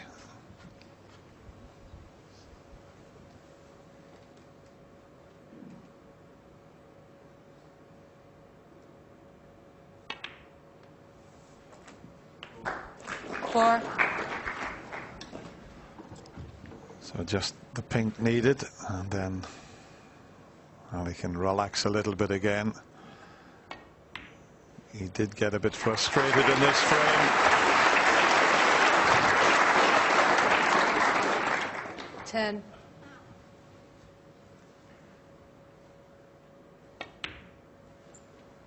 There was every chance that he could have been 4 behind, but he'll be delighted now. Ronnie's already on his way out of the arena. So that was an important frame from Ali Carter. And in the end, he took it. And we're all square in this little mini session. Ronnie leads by 7 frames to 5. And what a key frame that was for Ali Carter, for his World Championship hopes. The man who's already been in one final, 2008, against the same player, Ronnie. Lost 18 frames to 8 then. But said, I chatted to him for a long time last night, said he feels a completely different player 4 years on. Peter Edmonds given him a lot to think about, sitting out in the chair, actually. But there was a couple of moments in that frame which belied that, I think, because Ali beginning not to be in control of his emotions, and that's something that he has not been doing so far in this championship. For the first time, I think we've seen him showing a little bit of frustration. And I think it all stems from particularly his positional play, because he had about at least 3 chances in that frame and didn't secure the frame and kill it off like what Ronnie is doing in one visit. His positional play seems out, and he's getting very frustrated with that. It wasn't a must-win frame, but I tell you, he'd be mightily relieved going into his dressing room that he actually won that frame. John, what's your impression of those 4 frames of the evening for us? Yeah, the thing is, we're saying that Ali's got a game plan and he's doing this, and he doesn't want to play like that either. I mean, he wants to play hard and try and get opportunities, but he wants a fast, free-flowing game in amongst the balls when he gets his chances. So, in a way, I mean, we're looking at it thinking, oh, O'Sullivan wants it all expansive and he doesn't want to, and he's trying to be tight. And Ali doesn't really want that game either. And unfortunately, when the balls run awkwardly, this is what you get in lots of frames. It gets bitty, gets scrappy. Both players get a little bit frustrated because they're not getting the chances that he wants, and that's what's happened in the first 4. Yeah, and nothing really has gone easily. All the balls seem to have landed awkwardly, and from there on, it's difficult to be, I guess, to be precise with your positional play, Steve. Yeah, so there's a couple of bad contacts, I thought, in that frame that made players have to play different shots. But in the end, I think Ronnie O'Sullivan was 1 in off away from taking off, and it could well have been 8-4, and we would have been saying this is when all of a sudden the gap between them becomes a chasm. He's been lucky there in a way, Ali Carter. He hasn't been punished as strongly as possibly he would have been, because I think Ronnie O'Sullivan, had he not gone enough in the middle pocket, would have definitely gone 8-4. OK, any chance that this pace might frustrate the Rocket? Because so far, no signs really of that. Yeah, well, it's like trying to tie up Houdini. He's still got to get, you know, he's still got to get out of it. And no matter what way, no matter what attack or approach that Ali has taken, Ronnie seems to still come up with an answer. He's been very, very patient. There hasn't been really signs of frustration. I mean, even when things have gone wrong for Ronnie, you know, you see the odd wry smile from him, which you wouldn't have seen maybe, you know, 6 or 12 months ago. So he seems to be competing in all departments, and he's ready for the challenge. And you know, it's refreshing actually to see, because you know, we haven't, as I said, we haven't seen that side of Ronnie for quite a while. Indeed, yeah. Well, we've got 2 Essex boys, as we know, in this final, but at the start of this championship 16 days ago, there were no fewer than a record 5 Chinese players in the draw, and that could be the tip of the iceberg, because with 8 events next season in China, 5 of the 10 major ranking events included, China is producing a whole squad of new future champions, and Stephen Hendry has witnessed this Chinese snooker revolution for himself. Since I first turned professional in 1986, the game of professional snooker has gone through some enormous changes. But during that quarter of a century, nothing can compare with the massive transformation in the game due to China's love affair with snooker. The rise of Chinese snooker increasingly influences every aspect of our sport. When Ding Junhui made his Crucible debut in 2007, there were just 5 Chinese players in the top 100 on the professional tour. 5 years later, that number has expanded to 10%, while the number of UK players has been reduced to 75%.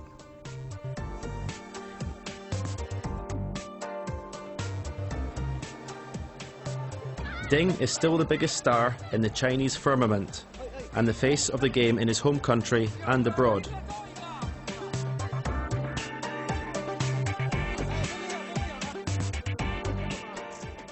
But he is no longer a lone pioneer. No fewer than 4 Chinese players made it through qualifying to join Ding at the Crucible.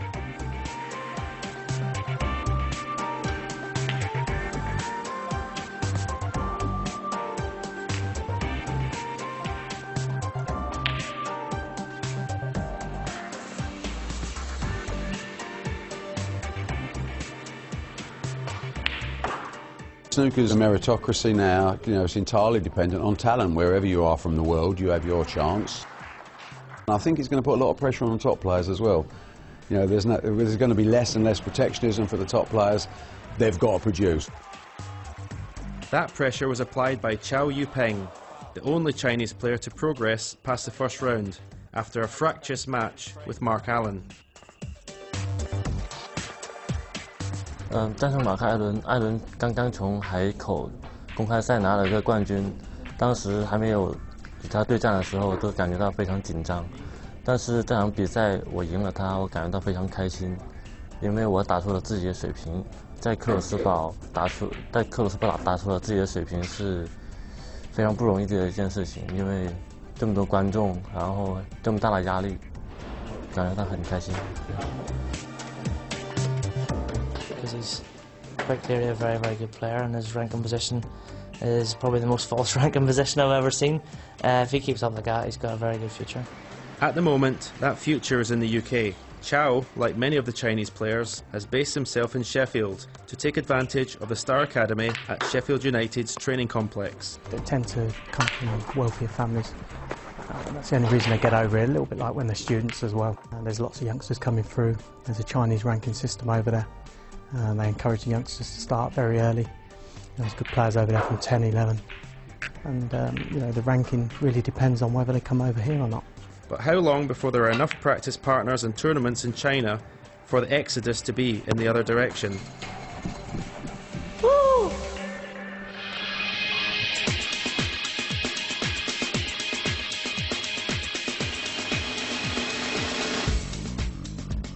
In 2007, the China Open was the only Chinese ranking event, with just a few other non-ranking overseas events on the snooker calendar. Fast forward to 2012, and China now has the majority of ranking events, with 5 compared to the UK's 3.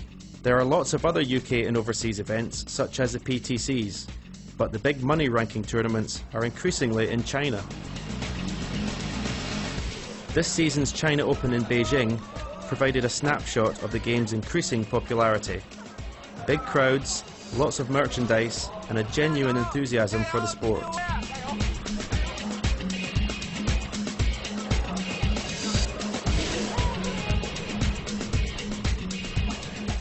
Every player in the top 16 was there, but despite a prize fund of £400,000 and a winner's prize of £75,000, not everyone is enthusiastic about travelling overseas.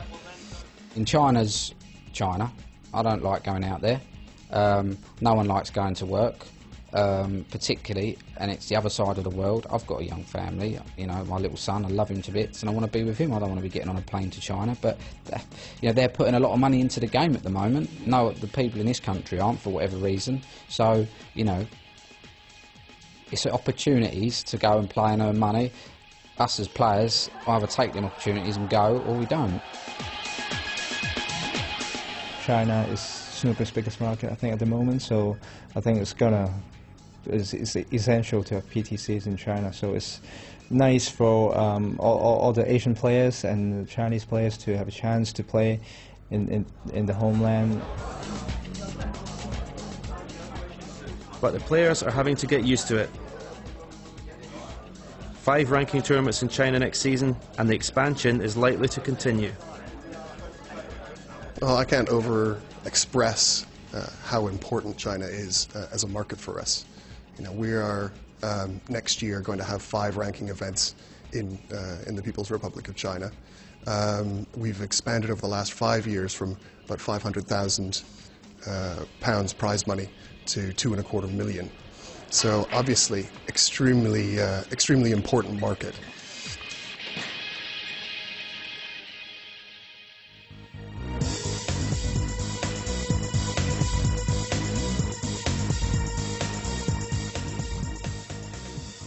In 2007, the prize fund was dominated by UK money, with less than a quarter coming from overseas tournaments. But now the financial pendulum has swung to overseas currencies, with the Chinese yuan making up the majority share of the players' pot. Effectively, the prize money on the world snooker scene 2 years ago is now been matched just with the Chinese events on its own. So that's pretty dramatic for 2 years. So you've seen the CCTV event came in as the biggest event, bigger than, you know, as big as the UK Championships for their first one. If it does reward the sponsors with high viewing figures, which it looks as if it will do, I can only see one way, an upward spiral.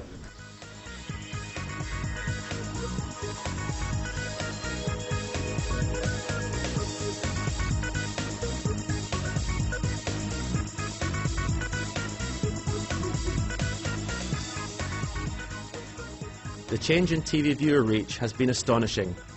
The World Championship reached 84 million people in 2007. 5 years later, the UK audience has remained static, but China has propelled overseas viewership beyond the 350 million mark.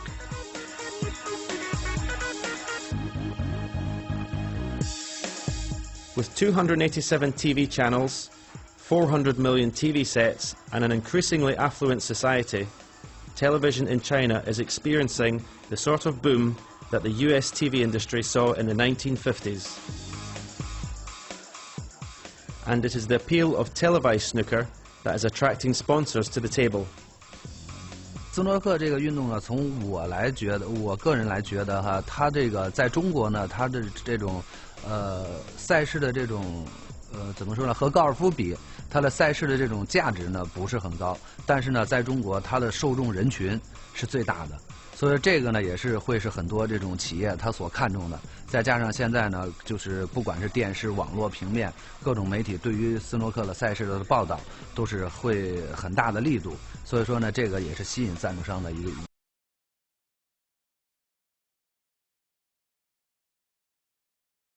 个方面。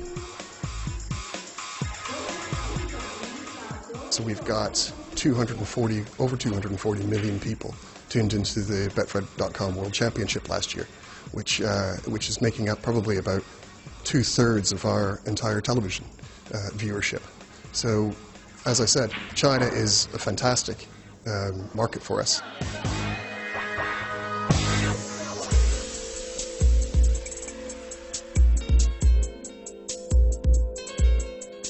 If China's love affair depends on the success of its future stars, then the game should be in good shape. Some schools are now enjoying snooker as part of the sports curriculum.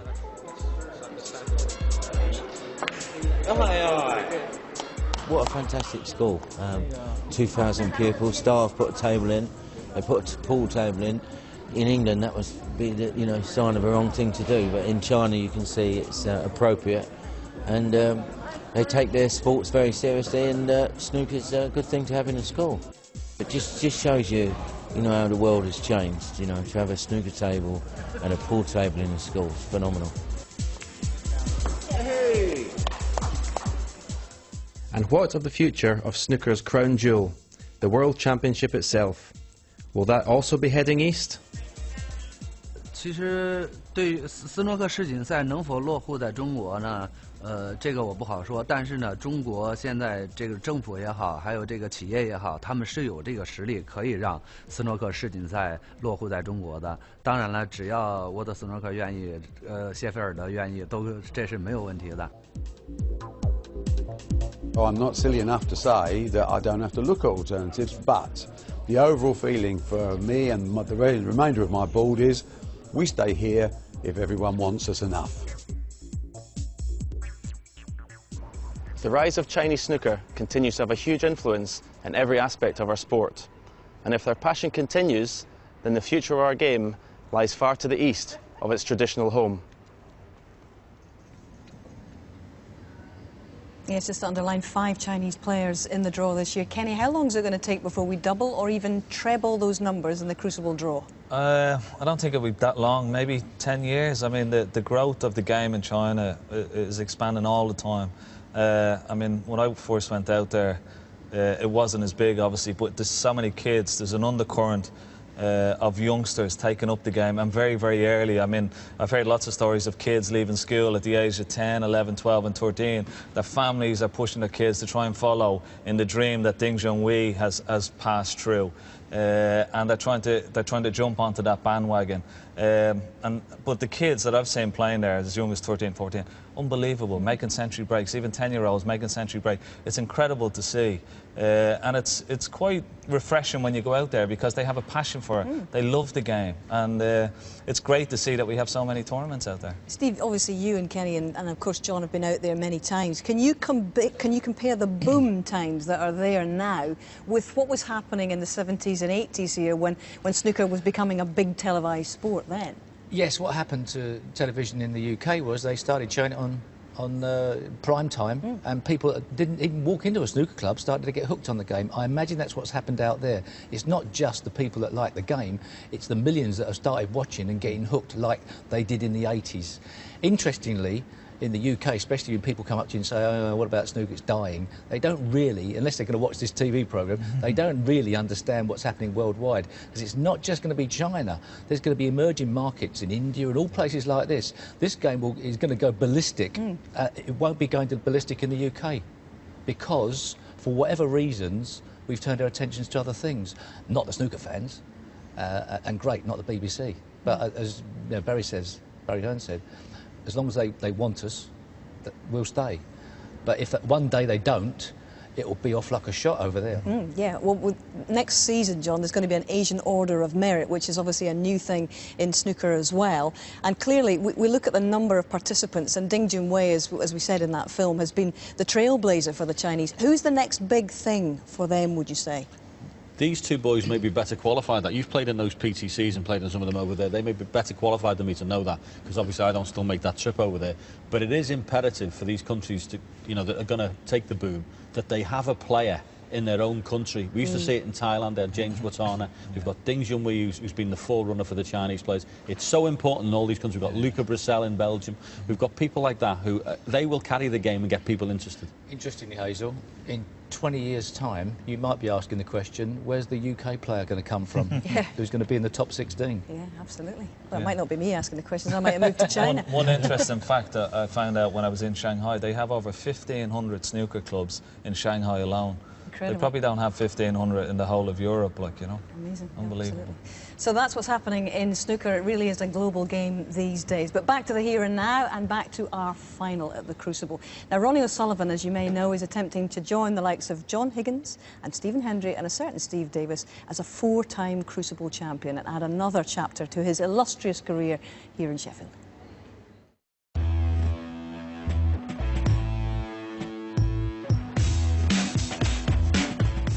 Ronnie O'Sullivan, for me, is the most brilliant snooker player I've ever seen in my life. Ronnie O'Sullivan is the best player I've ever played in my career.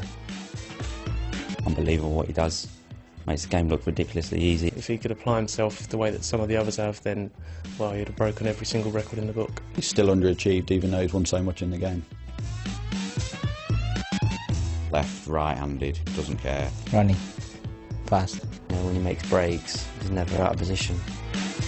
Best I've ever seen by far, but off the tail strings. When he is there, he tries his best and he puts on a good show. Ronnie O'Sullivan, oh my God, what one do you want? I've always respected him as a player and as a man as well. Ronnie's Ronnie. I mean, you never know what you're going to get, same as on the table. Not many people I'd pay to watch, but you'd be one of them. Well, everyone's enjoying what Ronnie and indeed Ali are producing in this second session of the Betfred.com World Championship Final. There comes Ali, and off they go. 5 more frames to play this evening, and we will share them in the company of Willie Thorne and John Virgo. Good evening. Good evening, Hazel. And, yeah, very, very important last frames these for me in this match. There was just signs I felt that Ali was just beginning to get a little bit annoyed with himself, and we know he's got a game plan, we've discussed it, but it's all right using that game plan, Willie, but it's all right getting the game plan, but when you get opportunities and you're not taking them, then it's